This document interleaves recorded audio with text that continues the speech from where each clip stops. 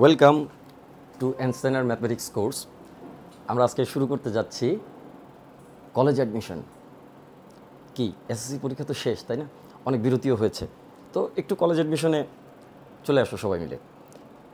পরীক্ষা দেওয়ার চেষ্টা করো, একটা প্রতিযোগিতামূলক পরীক্ষা, কারণ সামনে তোমাকে অনেক বড় বড় প্রতিযোগিতায় অংশগ্রহণ করতে হবে।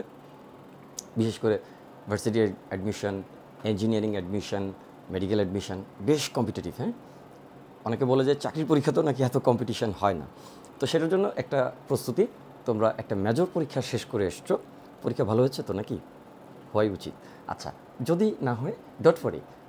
অনেক সময় দেখা যায় যে অনেকের পরীক্ষা অতটা ভালো হয়নি, কিংবা পরীক্ষা ভালো হয়েছে কিন্তু পরবর্তীতে রেজাল্টে তো অনেক সময় উল্টোপাল্টা হয়ে থাকে। সেটা নিয়েও খুব বেশি ওয়ারি করার কিছু নেই। তুমি কি সেটা তুমি জানো তো নাকি? তাহলেই চলবে। আচ্ছা, তোমার জানাটাই ইম্পর্ট্যান্ট যে তুমি ভালো কি না সেটা তোমাকে জানতে হবে। আচ্ছা, প্রতিযোগিতায় গেলে কি হয়? প্রতিযোগিতায় গেলে অনেকগুলো জিনিস তোমরা নবম দশম শ্রেণীতে পড়ো নাই, সেই পড়াগুলো কিন্তু তোমাদের এখানে হয়ে যাচ্ছে। প্রতিযোগিতায় যখন তুমি নামলে তখন তো কিন্তু সেই পড়াগুলো তোমার হয়ে যাচ্ছে। আর সেই পড়াগুলোর আরেকটা দরকার আছে কিন্তু। কি দরকার বলো তো?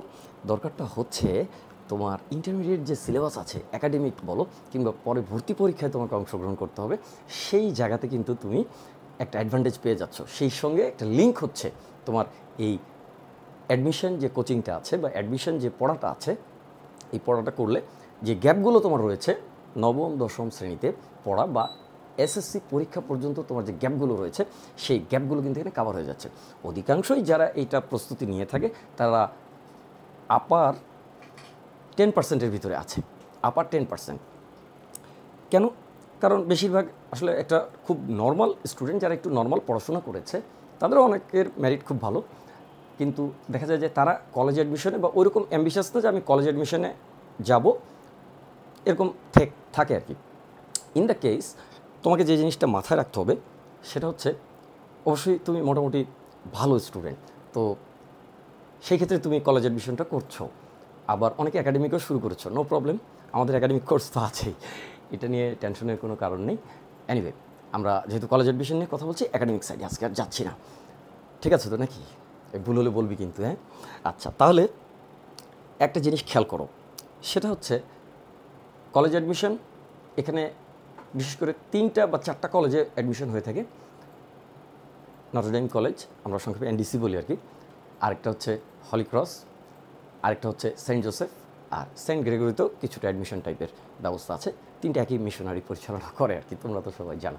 এনিওয়ে, দীর্ঘায়িত না করি, আমরা এই অ্যাডমিশনটা সবাই ভালো করে প্রস্তুতি নেব, পরীক্ষা দেই বা না দেই, আর চেষ্টা করবো পরীক্ষাটা দেওয়ার, তাহলে একটু যাচাই হয়ে গেল আর কি। হয়তো অনেকে পরীক্ষা দিয়ে চান্স পেয়েও ভর্তি হবে না, এটা খুবই স্বাভাবিক, দূরত্বের ব্যাপার আছে। কেউ আবার প্রত্যন্ত অঞ্চলে থাকে, সেখান থেকে এসে ভর্তি হবে না, তার এলাকাতেই সে পড়বে। So it is not a big deal, it's not a big deal. চেষ্টা করবো যতটুকু পজিটিভ থাকা যায়, এটাই ব্যাপার। পজিটিভ বলতে কী বলেছি বুঝতে পেরেছো নিশ্চয়ই? আচ্ছা, এবার একটা বিষয়, সে বিষয়টা হচ্ছে, এটা তো ম্যাথমেটিক্স ক্লাস, প্রথমেই ওয়েলকাম করলাম যে ম্যাথমেটিক্স ক্লাসে আমরা স্বাগত জানাই। ম্যাথমেটিক্স কিন্তু 2টো পেপার আছে নবম দশম শ্রেণীতে, একটা হচ্ছে জেনারেল ম্যাথ বলি, আরেকটা হচ্ছে হায়ার ম্যাথ বলি। পেপার দুটোর সিলেবাসে কিছু মিল থাকলেও কিছু অমিলও আছে। 2টো পেপার মিলে প্রায় 31টার মতো চ্যাপ্টার আছে হয়তোবা, তোমরা তো জানো নাকি? আচ্ছা, 31টার মতো চ্যাপ্টার আছে। ওকে, তাহলে কী হচ্ছে, এই চ্যাপ্টারগুলো তোমাদের পড়া আছে, বোর্ড আঙ্গিকে পড়া আছে, বেসিক নেওয়া আছে, যেহেতু সময় এসএসসিতে সময়টা একটু বেশি থাকে, ইন্টারমিডিয়েটের সময়টা একটু কম থাকে, সো বেসিক নেওয়া আছে। কিন্তু দেখা যাচ্ছে যে এই জায়গাতে যেই বিষয়গুলো তোমরা অনেকে খেয়াল করবে না, যারা অনেকে কিছু বিষয় আছে যেগুলো অনেকে খেয়াল করবে না বা করার কথা না, বা জেনারেলি একাডেমিক টিচাররা খেয়াল করিয়ে দেয় না ওই জায়গাগুলো, কারণ ওটা কখনোই কাজে লাগে না, সেটাই কিন্তু বেশি গুরুত্বপূর্ণ। এবং আমি চেষ্টা করব সেই জায়গাটা তোমাদেরকে খেয়াল করিয়ে দিতে। তোমরা কিন্তু পারো না এমন না, তোমরা পারো, কিন্তু সেটাকে শর্টকাটে কীভাবে করা যায়, অল্প জায়গা খরচ করে অল্প সময়ে কীভাবে করা যায়, এমনকি ক্যালকুলেশনেরও কিছু শর্টকাট ম্যাথোডোলজি আছে, সেই ম্যাথোডোলজিগুলোকে আমরা আলোচনা করব। তাহলে কি হচ্ছে, তুমি অল্প সময় করতে পারবে, এবং এক একটা অঙ্কের ক্ষেত্রে, যেমন এমসিকিউতে একটা স্টাইল ফলো আপ দিতে হয়, তোমরা অনেক অপশন টেস্ট সম্পর্কে জানো, আবার অপশন টেস্টের বাইরেও কিছু শর্টকাট আছে, একটা চিহ্ন দেখে প্লাস না মাইনাস, এটা দেখে কিন্তু বলে দেওয়া যায় যে এটা অ্যান্সার হবে কি হবে না। সো এরকম কিছু ব্যাপার স্যাপার আছে, একটা সংখ্যা দেখে বলে দেওয়া যায় যেখানে সহগ এত আছে তাহলে এটা অ্যান্সার না, ওইটা অ্যান্সার, ও সহগ এত থেকে এতর ভিতরে হবে বা এত হতে হবে, এরকম একটা ব্যাপার আছে আর কি। তো সেইভাবে দ্রুত কীভাবে সমাধান করা যায় সেই বিষয়গুলো সেখানে দেখতে হবে। আবার কিছু কিছু জায়গা আছে যেখানে রিটেন টাইপের প্রশ্ন হচ্ছে, সো এটা কিন্তু কোনো পার্টিকুলার প্যাটার্ন ফলো করে না। এই বুঝেছিস আমার কথা? মনোযোগ দিয়ে কিন্তু, হ্যাঁ সবাই, তাহলে পার্টিকুলার প্যাটার্ন ফলো করে না, অনেকটা বুয়েট অ্যাডমিশনের মতো, অনেকটা যে কীরকম এটা এই বছর এটা আসছে, পরের বছর এই জাতীয় আরেকটা জিনিস আসবে বা এটাই আসবে, বা এই চ্যাপ্টার থেকে এরকম ধরনের এসছে তাহলে এই সিকোয়েন্সে গেলে এটা পাওয়া যায় পরে, এরকম কোনো ব্যাপার নাই এখানে। তার মানে আপনাকে থরোলি স্টাডি করতে হবে। কী স্টাডি করবেন? বই আছে আপনার কাছে, কেউ কেউ আবার গাইড বই কিনে রেডি আছেন, তো গাইড বইতে কিন্তু প্রিভিয়াস ইয়ারের প্রশ্নগুলো হুবহু থাকে না। কেন হুবহু থাকে না? কারণ প্রশ্নটা কিন্তু বের হয় না বাজারে। সো একটু তত্ত্ব কথা বলে নিচ্ছি আর কি, যাতে সবার প্রস্তুতি নিতে সহজ হয়, অন্য কিছু নয়। হ্যাঁ, আসলে আমাদের প্রস্তুতি এবং কঠিন প্রস্তুতি সহজ যুদ্ধ ব্যাপার আছে না, বাংলাদেশ সেনাবাহিনীর একটা কথা আছে, ঠিক ব্যাপারটা ওই রকম আর কি, যে কঠিন প্রস্তুতি সহজ যুদ্ধ। সো সেই জন্য আমি বলবো যে এই প্রশ্নগুলো কিন্তু বাজারে পাওয়া যায়, প্রশ্নগুলো কিন্তু শুনে এসে শুনে শুনে লেখা, অর্থাৎ যে পরীক্ষা দিয়েছে তাদের কয়েকজনের কাছ থেকে প্রশ্নগুলো শোনা হয়, শোনার পরে সেই প্রশ্নগুলো কিন্তু লিখে দেওয়া হয়। সো হুবহু প্রশ্ন নাও থাকতে পারে। আর প্রশ্ন যেহেতু প্যাটার্ন ফলো করে না, কোনো বছর এমসিকিউ, কোনো বছর এক কথায় উত্তর, কোনো বছর সত্য মিথ্যা, কোনো বছর হচ্ছে একটুখানি অঙ্ক করে তারপরে দিতে হবে, এই ধরনের থাকে। সো আবার কোনো বছর মিক্স থাকে, এমসিকিউও আছে, এমসিকিউ ঠিক না, এক কথায় উত্তরও আছে, আবার একটু অঙ্ক করতে হবে, সেরকম প্রশ্ন আছে। তো সেই ক্ষেত্রে কিন্তু একটা জগা খিচুড়ি অবস্থা, মানে সব দিক থেকে আমাকে পারতে হবে আর কি। আর তোরা তো পারিস, তাহলে টেনশনের তো কোনো কারণ নেই। তাহলে ওইভাবে আচ্ছা, গণিত বলা হয় যে এখানে উচ্চতর গণিত থাকবে না, কেউ কেউভাবে সাধারণ গণিত থাকবে না। আমার কথা হচ্ছে যে এটা গণিত থাকবে। সো উচ্চতর গণিত এবং সাধারণ গণিতের যা সিলেবাস আছে সবটাই স্টাডি করবি। আর সাধারণ গণিতের সিলেবাসের কিছু জিনিস উচ্চতর গণিতে কাজে না লাগালে ওই পারবি না, কিন্তু সমস্যা হয়ে যাবে। তাহলে সাধারণ গণিতে যেমন জ্যামিতি বেশি আছে, তাহলে এই জ্যামিতি বেশি থাকলে এখন কি করবি? তাহলে জ্যামিতি বেশি আছে, এখন তো একটা বিপদের কথা, এটা থেকে তো তেমন কিছু আসবে না। তো জ্যামিতি থেকেও কিন্তু প্রশ্ন করার মতো জায়গা আছে, ইন্টেলেকচুয়াল প্রশ্ন করার জায়গা আছে। তো সেই জায়গাগুলোকে যদি একটু খেয়াল করা যায়, জিনিসগুলো জানা আছে কিন্তু খেয়াল করা হয়নি, এরকমও হতে পারে কোনো কোনো জায়গায়। তো সেই ক্ষেত্রে ওই জায়গাগুলো খেয়াল করে দেওয়া হচ্ছে আমার উদ্দেশ্য। আবার অনেকে ভাববি যে ঠিক আছে, এই স্যার হচ্ছে যে সবগুলো জায়গা বলছে না, পুরো সিলেবাসটা এখানে পড়াচ্ছে না, স্যার শুধু ইম্পর্টেন্ট জায়গাগুলো পড়াচ্ছে। না, এটি ইম্পর্টেন্ট জায়গা না, পুরো সিলেবাস পড়াচ্ছি না, কথাটা কিন্তু সত্য, কিন্তু ইম্পর্টেন্ট জায়গাটা যে শুধু পড়াচ্ছি ব্যাপারটা সেরকম না। যেই জায়গাটাতে স্টুডেন্টরা খেয়াল না করতেই পারে সেই জায়গাটাতে ফোকাস করার চেষ্টা করছি, কিংবা যেই জায়গাতে শর্টকাট আছে সেই জায়গাটাকে ফোকাস করার চেষ্টা করছি। বুঝছিস তো নাকি? কথা শুনছিস? এই ঘুমাচ্ছে কে? ঘুমাবি না, খবরদার ঘুমাবি না। ঘুম পেলে লেকচার বন্ধ করে পরে লেকচারটা আবার দেখবি, কোনো প্রবলেম নাই, কিন্তু ঘুমাতে ঘুমাতে দেখলে ঘুমও হলো না, লেকচার দেখা হলো না। আচ্ছা, দুষ্টুমি করলাম একটু আর কি, তোরা বুঝিস এগুলো, অনেক বড় হয়ে গেছিস।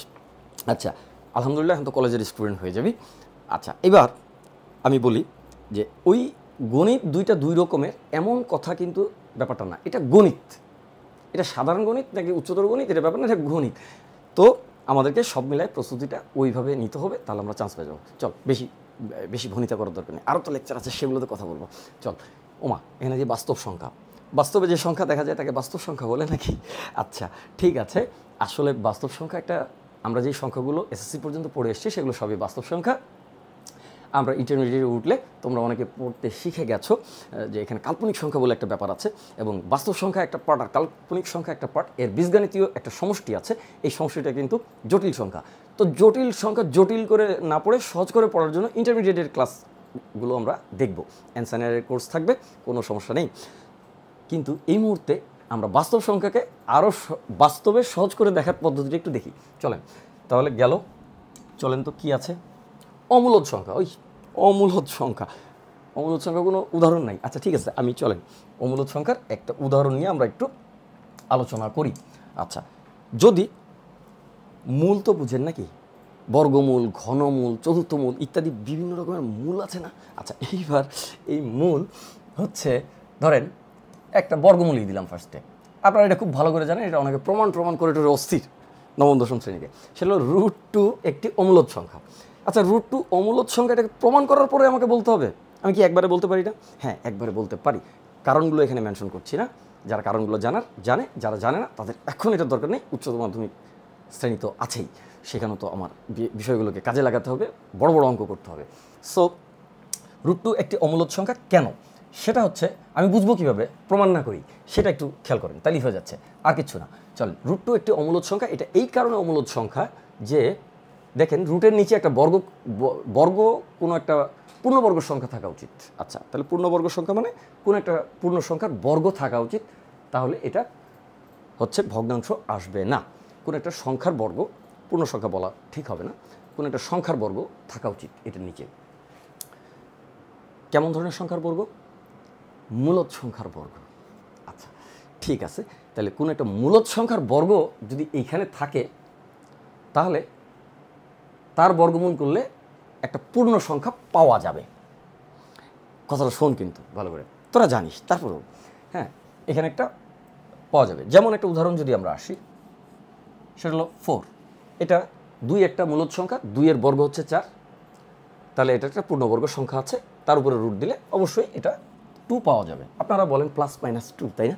আচ্ছা, প্লাস মাইনাসের ঝামেলা থাকে, আপাতত দূরে থাকি, দূরে থাকি। তাহলে আপাতত দূরে থাকলাম, প্লাস মাইনাসের ঝামেলা থাকে। তাহলে এখানে কি হলো, √2 একটি অমূলদ সংখ্যা, কারণ এটা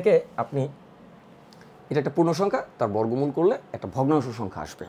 আসুক, ভগ্নাংশ আসতে দিন, কোনো সমস্যা নেই। এই ভগ্নাংশ যদি আসে, তাহলে এই ভগ্নাংশটা, এটা আপনারা প্রমাণটা যারা বুঝেছেন তাদের ক্ষেত্রে আপনারা খুব ভালো করে বুঝেন। প্রমাণটা নিয়ে এখন আলোচনা করবো না, ডিস্টার্ব করতে আসিনি।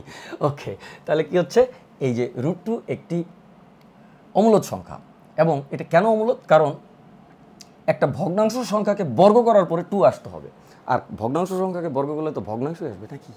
আচ্ছা, যাই হোক, আপনারা জানেন, একটু খালি চোখে আঙুল দিয়ে দেখিয়ে দেয়া যে তুই বেটা এটা জানিস, কিন্তু তুই খেয়াল করতেছিস না। দেখ, এটাই হচ্ছে এই ক্লাসগুলোর উদ্দেশ্য। আচ্ছা, তাহলে কি হচ্ছে, আমি √2কে কী করলাম, √2কে আমি যদি বর্গমূল করি, তাহলে একটা ভগ্নাংশ সংখ্যা আসবে। আপনারা হয়তো জানেন 1.41 ইত্যাদি হাবিজাবি একটা কিছু আসতে থাকবে। তো এই সংখ্যাটাকে বর্গ করলে কখনোই, একটা ভগ্নাংশকে বর্গ করলে কখনোই এটা একটা অখণ্ড সংখ্যা আসবে না। তাহলে এটা অবশ্যই যৌক্তিকভাবে, আর কথা বেশি বললাম না, এখানে আরও অনেক কথা বলা যায়। আচ্ছা, যৌক্তিকভাবে এইটা কখনোই কিন্তু এইটার বর্গ এটা হইতে পারে না। তাহলে অবশ্যই আরও কিছু আছে, এইভাবে চলতে থাকবে। এইভাবে যদি দশমিকের পরে অসীম দশমিক স্থান পর্যন্ত চলতে থাকে কোনো সংখ্যা, কি বলছে, এইবার কিন্তু গুরুত্ব দিতে হবে। যারা হাঁচি কাশি দিচ্ছে, হাই তুলতেছে, ঘুমাচ্ছে, তারা একটু রেডি হন। দশমিকের পরে অসীম দশমিক পর্যন্ত চলে গেছে এরকম একটা সংখ্যা, যারা প্রমাণটা করেছেন √2 একটি অমূলদ সংখ্যা, তারা জানেন বিষয়টা। তারপর চোখে আঙ্গুল দিয়ে সহজে যেভাবে দেখা যায় সেই জিনিসটা বলছি। এখন শুনেন, মনোযোগ দেন, বোর্ডের দিকে তাকান, আমার দিকে না তাকালেন বোর্ডের দিকে তাকান। আচ্ছা, সেটা কি? সেটা হচ্ছে 1.41। এই যে সংখ্যাটা এভাবে যদি ডট ডট ডট ডট দেওয়া হয়, তাহলে অসীম দশমিক পর্যন্ত চলে গেছে, কিন্তু কোনো নির্দিষ্ট সেট সিকোয়েন্সিয়ালি রিপিট করছে না। কি বলছি? নির্দিষ্ট সেট সিকোয়েন্সিয়ালি রিপিট করছে না। সাপোজ 41 এটাই রিপিট করছে, 41 এরকম হচ্ছে না, তাহলে এই সংখ্যাটা অমূলদ সংখ্যা। অমূলদ সংখ্যা। কয়বার বলছি? অনেকবার বলে ফেলছি। বিষয়টাকে খেয়াল করতে হবে, এটা হলো অমূলদ সংখ্যা। তাহলে অমূলদ সংখ্যাকে দশমিকের মাধ্যমে চেনার উপায়টা কি? এত কথা বলার কোনো দরকার নাই। সহজে চেনার উপায়টা হচ্ছে, দশমিকের পরে অসীম দশমিক স্থান পর্যন্ত সংখ্যা আসতেই আছে, অঙ্ক আসতেছে, এবং এই অঙ্কগুলো যে আসছে, এই অঙ্কগুলোর কোনো রিদম নাই, অর্থাৎ একটা নির্দিষ্ট সিকোয়েন্সে বসানো কয়েকটা অঙ্ক বারবার আসছে না। যেমন 41, তারপরে আরেকটা আসলো, তারপরে আরেকটা আসলো। আপনারা জানেন কত আসে, কয়েক ডিজিট পর্যন্ত অনেকেরই মুখস্থ। সো আসলো, তারপরে আসলো, তো কোনো ঠিক ঠিকানা নেই তারপর কোনটার পরে কী আসতেছে। এরকম যদি হয়, তাহলে এটা হলো অমূলদ সংখ্যা। অমূলদ সংখ্যাটাকে চিনবেন কীভাবে? দশমিকে থাকলে চিনবেন হচ্ছে এরকম একটা পয়েন্টের পরে কিছু সংখ্যা লেখা থাকবে, কোনো পৌনঃপুনিক চিহ্ন থাকবে না, অর্থাৎ দুটো ফোঁটা থাকে না মাথার মধ্যে, পৌনঃপুনিক, বা একটা থাকে। সো এগুলো কিছু থাকবে না এবং এটা আসতেই থাকবে আসতেই থাকবে। এটা একটা চেনার উপায়। এই চেনার উপায়টা কিন্তু গুরুত্বপূর্ণ। আচ্ছা, গেল এইভাবে। তাহলে আপনার কিউব রুট অফ 5ও কিন্তু অমূলদ সংখ্যা, যে কোনো জিনিস। কারণটা হচ্ছে 5 কোনো মূলদ সংখ্যার 5 কোনো মূলদ সংখ্যার ঘন নয়। কি নয়? ঘন নয়। ঘন মানে কোনটা বেশি গাঢ় কোনটা কম গাঢ় ব্যাপারটা সেটা না। ঘন মানে হচ্ছে কিউব আর কি, এটা আপনারা জানেন। আচ্ছা, একটু মজা করলাম, মজা তো করতে পারি নাকি? আচ্ছা আসেন, এবার হচ্ছে কোনো 5 কিন্তু কোনো মূলদ সংখ্যার ঘন নয়। মূলদ সংখ্যার যদি ঘন হতো 5, তাহলে তার ঘনমূল নির্ণয় করার সময় ওই সংখ্যাটা আসতো এবং সেটা একটা মূলদ সংখ্যা হইতো। তাহলে কি বুঝতে পারতেছেন? তাহলে বুঝতে হচ্ছে প্রথমত দশমিক ভগ্নাংশে কীভাবে অমূলদ চিনব সেটা চিনলেন। আর দশমিক ভগ্নাংশে তাহলে মূলদ চিনব কীভাবে? মূলদ চিনব হচ্ছে দশমিক ভগ্নাংশে, এটা হলো অমূলদ, এটা হচ্ছে মূলদ। দশমিক ভগ্নাংশে মূলদ চিনার উপায়টা একটু দেখেন, একই স্লাইডে আমি পাশে একটু আলোচনা করে নিচ্ছি। দশমিক ভগ্নাংশে মূলদ চিনার উপায়টা হচ্ছে পয়েন্টের পরে হয় নির্দিষ্ট দশমিক স্থান পর্যন্ত থাকবে, যেমন 1.41। সো ফাইন, 1.41 এটা কিন্তু মূলদ সংখ্যা, কারণ এখানে ডট ডট নাই। আচ্ছা, আবার এরকম হতে পারে যে 1.41 এটাও কিন্তু মূলদ সংখ্যা। কারণটা কি? কারণটা হচ্ছে এটা কিন্তু ডট ডট আছে, তবু মূলদ সংখ্যা। কারণটা কি? এখানে 4 আর 1 বারবার আসতেছে। সো 4 আর 1 বারবার আসতেছে। আমি এই ডট দুইটা মুছে দিয়ে এটা সমান সমান এখানে নিচে লিখলাম 1.41। এগুলো সম্পর্কে আপনাদের ধারণা স্পষ্ট আছে। তাহলে এটাও মূলদ, এটাও মূলদ। তাহলে এখানে কি লিখবো? একটু মূলদ টাইটেল দিয়ে দিই নাকি? মূলদ টাইটেল দিয়ে দিলাম, আল্লাহ ভরসা, তারপরে আপনারা বুঝলেই হলো। আচ্ছা, তাহলে কি হলো? মূলদ আমরা বুঝে গেলাম যে মূলদটা কেমন হবে। আর অমূলদটা আমরা ভগ্নাংশের ক্ষেত্রে বুঝলাম, মানে দশমিক ভগ্নাংশের ক্ষেত্রে বলছি আর কি, এটার ক্ষেত্রে বুঝলাম। আর যখন অমূলদটা আমরা বর্গমূল বা ঘনমূলের ক্ষেত্রে অমূলদ যখন চিন্তা করছি, তখন কিন্তু এটা বোঝাটা একটু ডিফারেন্ট। সো এটা থেকে আমাকে ওইটাকে বুঝতে হচ্ছে যে মূলদ অমূলদ এখানে চিনে গেলাম। তারপরে আমরা ধরে নিচ্ছি যে মূলদ সংখ্যার বর্গ থাকলে তার বর্গমূল মূলদ। বুঝতে তো পারছেন কি ইঙ্গিত করছি? আবার অমূলদ সংখ্যার বর্গ থাকলে তার বর্গমূল অমূলদ, ব্যাপারটা সেরকম। তো এটা বোঝা যাবে কিভাবে? যখন আপনি কোনো একটা মূল নিচ্ছেন, এটা হলো স্কোয়ার রুট বা বর্গমূল, এটা হলো ঘনমূল বা তৃতীয় মূল বলি আমরা, প্রথম মূল বলে কিছু নাই, এগুলো ফান করার সময় আছে, পরে করব। আচ্ছা, সো এইখানে আপনি যখন ঘনমূল বের করছেন 5-এর, তো 5-এর কিন্তু ঘনমূল বের করা যাবে না, এটা একটা অমূলদ সংখ্যা হবে, যাবে মানে অমূলদ সংখ্যা হবে আর কি। ফাইনাইট দশমিক স্থান পর্যন্ত এটা পাবেন না আপনি কখনো, বা পৌনঃপুনিক আকারে এইভাবে পাবেন না। ঠিক আছে? এই পৌনঃপুনিক কি, এটা কিন্তু সিরিজ আলোচনা করার সময় আমরা বুঝে নিব। আর আপাতত আপনারা সবগুলো অঙ্ক করবেন। তো অঙ্কগুলোর ভিতরে একটা বিষয় আছে, হ্যাঁ একটু বলি। আপনারা সবাই বইয়ের অঙ্কগুলো করতে পছন্দ করেন, কিংবা গাইড বইয়ে যে অঙ্কগুলো আছে সেগুলো করতে পছন্দ করেন, কিন্তু বইয়ের সামনে কিছু থিওরিজ লেখা আছে, আমরা জেনারেলি এটাকে একটু ব্যঙ্গ করে লিটারেচার বলি আর কি। সো এই জায়গাটা কিন্তু পড়তে চান না। এই ভালো করে পড়বি, যার যার কার কার নর্ডেম কলেজে, হলিক্রস কলেজে, সেন্ট জোসেফ কলেজে ভর্তি হওয়ার ইচ্ছা আছে? হাত তুল। ও, তোরা তো এখানে নাই।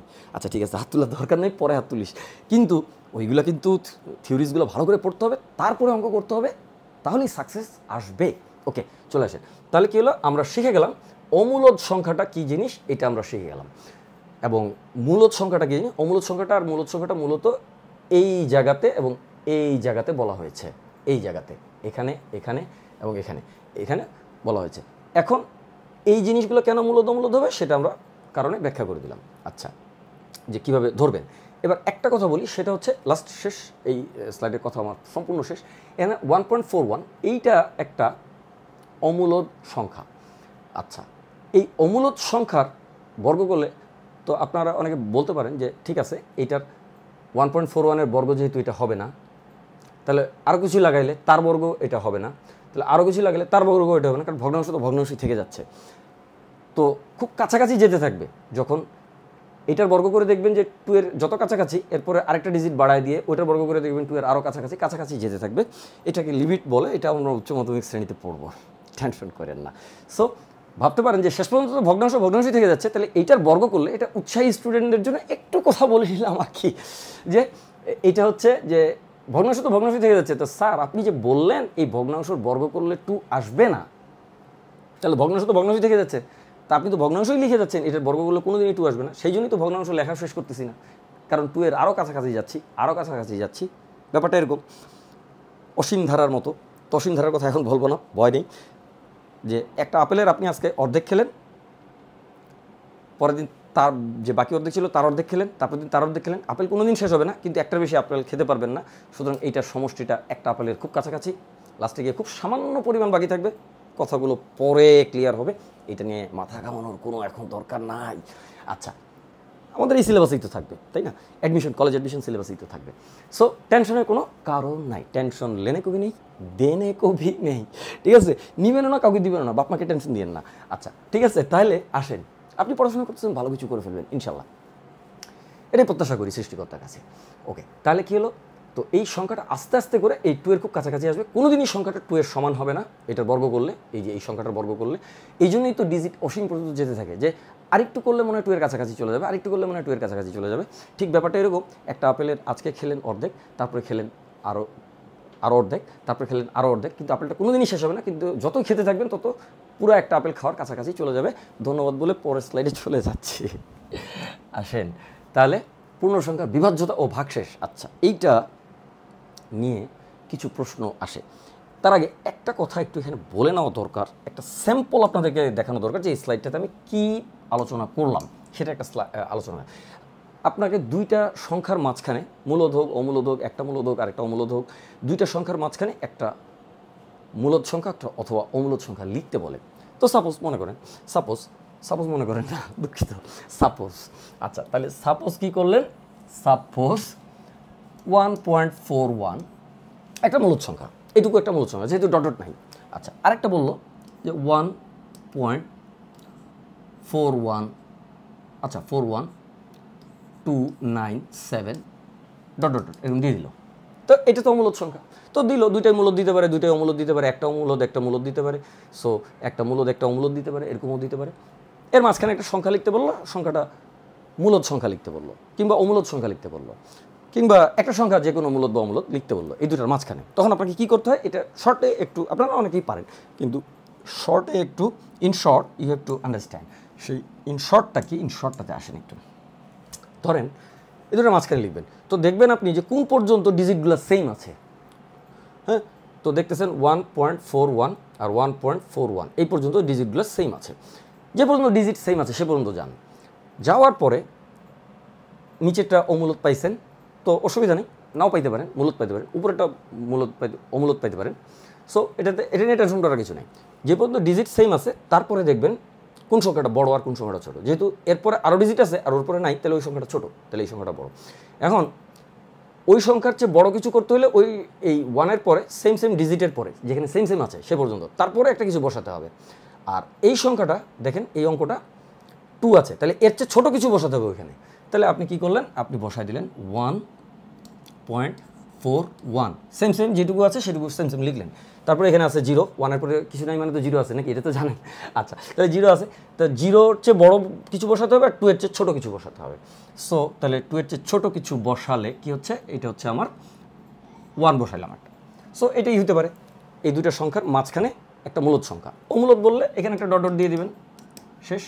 আচ্ছা, এখন প্রশ্নটা আসে, যখন এরকম আসবে স্যার তখন কি করব বলেন তো একটু? এটা আপনাদের অনেকের প্রশ্ন থাকতে পারে। যেমন ধরেন 1.41 হলো, হওয়ার পরে আরেকটা হচ্ছে 1.41, এখানে 2 না থেকে 0, তারপরে 97 ইত্যাদি আছে আর কি। আচ্ছা, এটা মূল দিয়ে দিলাম, দুইটাই মূল দিলাম। আচ্ছা, এই দুটার মাঝখানে একটা সংখ্যা লিখতে বলছে। তো what I should do is that, আপনি একটু খেয়াল করে দেখেন আমার কি করতে হবে সেটা একটু খেয়াল করেন। এই সবাই দেখতেছেন তো, এই দুষ্টামি করবেন না কিন্তু, হ্যাঁ? মারামারি করেন কেন? ভাই বোনের সাথে মারামারি করবেন না, আসেন। তাহলে এখানে কী করবেন? 1.41 যেটুকু সেম আছে সেটুকু লিখলেন। এখন এই বেটা এইখানেও তো 0 আছে আর এইখানেও তো 0 আছে, তাহলে 0ও লিখছেন। এই বেটার পরেরটাতে 0 আছে, এখানে 9 আছে, তো 0 থেকে 9-এর ভিতরে একটা কিছু লিখেন। তাহলে 0 থেকে 9-এর ভিতরে একটা কিছু লিখলাম 5। আচ্ছা ঠিক আছে, এটাই। আর যদি অমূলদ লিখতে চান তাহলে ডট দিয়ে দেবেন। তাহলে এখন নিশ্চয়ই সবাই বুঝতে পারছেন। আচ্ছা, যদি এখানে তো 0 আছে, এখানে যদি 1 থাকতো তাহলে আপনি 0 লিখতেন। আরেকটা উদাহরণ দেখি, তাহলে ক্লিয়ার হবে। আরেকটা উদাহরণ দেখি, সেগুলো ধরেন 1.41 1 এই পর্যন্ত এটাই আছে, আরেকটা আছে হচ্ছে 1.41, এখানে 0 না, এখানে 1 আছে, তারপরে 2 9 হোয়াটএভার ডট ডট ডট আছে, এটা অমূলত দিয়ে দিলাম। আচ্ছা দিলাম, উপরেটাও কিন্তু অমূলত হতে পারে, আবার নিচেরটাও অমূলত হতে পারে, সো হতে পারে দিলাম। এর মাঝখানে কী করবেন, এর মাঝখানে একটা সংখ্যা আপনি এখন লিখতে উদ্যত হলেন।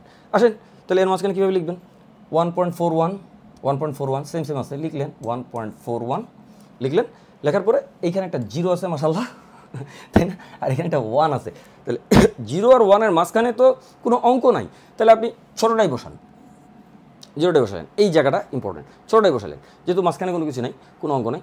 তারপরে কী করলেন, তারপরে এটা কিন্তু এই সংখ্যাটা কিন্তু উপরের সংখ্যাটার সমান হলো, নিচের সংখ্যাটা হচ্ছে ছোটো হলো। তো এরপরে আপনি এখানে 5 9 যা কিছু মন চায় বসা দেন, 5 9 7 বসা দেন, আর যদি অমূলত বানাই দিয়েছেন তাহলে অমূলত বানাই দিতে পারেন, না দিলেও কোনো অসুবিধা নেই। সো আপনার যা খুশি তাই বসাই দেন, বসাই দিলে ডট ডট দিয়ে দিবে, ডট ডট দিতে ভুলবেন না, এই ডট ডটটা কিন্তু দিবি, ঠিক আছে, নাহলে কিন্তু মানে যদি অমূলত বলে আর কি আবার সবসময় দিতে হবে এমন না, অমূলত বললে ডট ডটটা অবশ্যই দিতে হবে, তার কারণ কিন্তু শুরুতেই আলোচনা করা হয়ে গেছে। ওকে, তাহলে কী হলো, বসাই দিলেন, ফাইন, এইভাবে আপনি চলে আসলেন। এই সংখ্যাটা হচ্ছে এই সংখ্যাটা বড়, আর এই সংখ্যাটা হচ্ছে এই সংখ্যাটা ছোটো, যেহেতু এখানে আছে 1, এখানে আছে 0, থার্ড ডেসিমালে, এটাও থার্ড ডেসিমালে। সো আর কথা বলার স্কোপই নাই, আপনারা বুঝেন। পূর্ণ সংখ্যার বিভাজ্যতা ও ভাগশেষ নীতি, এখান থেকে প্রচুর প্রশ্ন অতীতে আসছে। কি হয় আমরা একটু দেখি, কয়েকটা কথা বলবো, আপনারা জিনিসগুলো জানেন, এটারও বাকি অংশ ধারায় আলোচনা হবে। সো ধারা নিয়ে টেনশন নেই, আগে এটা বুঝি নাকি। আচ্ছা চলেন এইবার একটু, আমরা কি গ্রিন কালার নিছি, আচ্ছা ঠিক আছে গ্রিন, ঠিক আছে, এভরিথিং ইজ গ্রিন নাও। ওকে, যদি এরকম দেখেন 2n + 5, আচ্ছা 2n + 1, এইটা এরকম একটা কোনো সংখ্যা দেখলে খুব সংক্ষেপে বলে দিচ্ছে, কারণ আপনারা জিনিসগুলো জানেন, তো শুধু ধরাই দেওয়া ব্যাপারটা।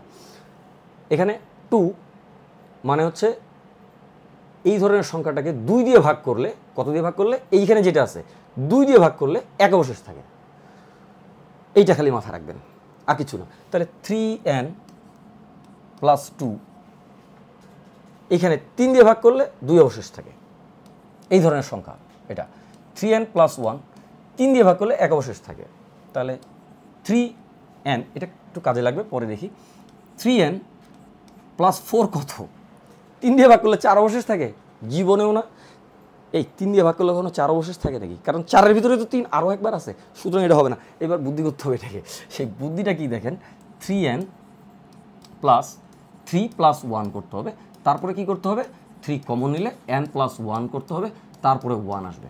তার মানে 3 ইন্টু একটা পূর্ণ সংখ্যা বা হোল নাম্বার, তার মানে এটা 3n এর মতো আচরণ করতেছে, 3n যেমন এখানে যেমন 3n আচরণ করতেছে, এখানে 3 এটা n এর মতো আচরণ করতেছে, পুরোটা বুঝতেছেন তো। আচ্ছা তাহলে পুরোটা n এর মতো আচরণ করতেছে, তাহলে আপনি এটা অনেকে 3m লিখে, m, সো এখানে আমরা nই লিখলাম, থাক, আর দরকার নেই, ভর্তি পরীক্ষা তো এত ঝামেলা করার দরকার নেই, খালি অঙ্কের উত্তরটা বাইর করেন কোনোভাবে, তাইলেই হবে। আচ্ছা তাহলে কি হলো, 3m আর প্লাস হচ্ছে 1, সো +1 মানে হলো 3m + 1 বা 3n + 1, 3 ইন্টু পূর্ণ সংখ্যা +1, তার মানে এটা 3 দ্বারা ভাগ করলে এক অবশেষ থাকে, তার মানে এই অদ্ভুত সংখ্যাটা 3 দ্বারা ভাগ করলে এক অবশেষ থাকে। সো এরকম আরও হতে পারে, যেমন 3n - 1, এটা কত দেখেন, এটা কি করবেন, 3n - 3 + 2 করবেন। সো এই পাশে লাস্টে যেটা রাখবেন ওটা প্লাসে রাখতে হবে এবং ওটা 3 চেয়ে ছোটো হইতে হবে, যেহেতু ভাজক 3 হলে ভাগশেষ কখনো 3 বেশি হবে না বা 3ও হবে না, 3 চেয়ে ছোটো হবে নাকি, এটুকু তো আমরা জানি। আচ্ছা চলেন তাহলে এখানে কী হলো, 3 কমন নিলেন, n - 1, alright, then n - 1 after that will have 2, so এটা 3 দ্বারা ভাগ করলে 2 অবশেষ থাকে। এই ব্যাপারটা ক্লিয়ার থাকতে হবে। যেমন 4n একটা সংখ্যা, 4n মানে হচ্ছে এটা 4 দ্বারা বিভাজ্য সংখ্যা, কারণ 4 দ্বারা ভাগ করলে 0 অবশেষ থাকে, 4n = হচ্ছে 4n + 0, সো 4 দ্বারা ভাগ করলে 0 অবশেষ থাকে। এই জায়গাটা একটু ক্লিয়ার করে বুঝে নিতে হবে, এই বুঝছিস তো সবাই নাকি। আচ্ছা চল পরের স্লাইডে যাই, ভাগি তাড়াতাড়ি। আচ্ছা উদাহরণ, দুটি পরপর জোড় সংখ্যার গুণফলের সাথে 1 যোগ করলে যোগফল বিজোড় পূর্ণবর্গ হয়, দেখছেন, এই ধরনের অঙ্ক কিন্তু আপনারা করছেন, কিন্তু জিনিসটা একটু নতুন দেখে হয়তো আশ্চর্য হয়ে যেতে পারেন, আশ্চর্যান্বিত হবেন না। কেন হবেন না, কারণ ওই যে আগের স্লাইডটা করলাম, এখন ওইটা বুঝলে এগুলো সব পারা যাবে, একটু প্র্যাকটিস করতে হবে, আর কিছু লাগবে না। চলেন প্র্যাকটিস করি।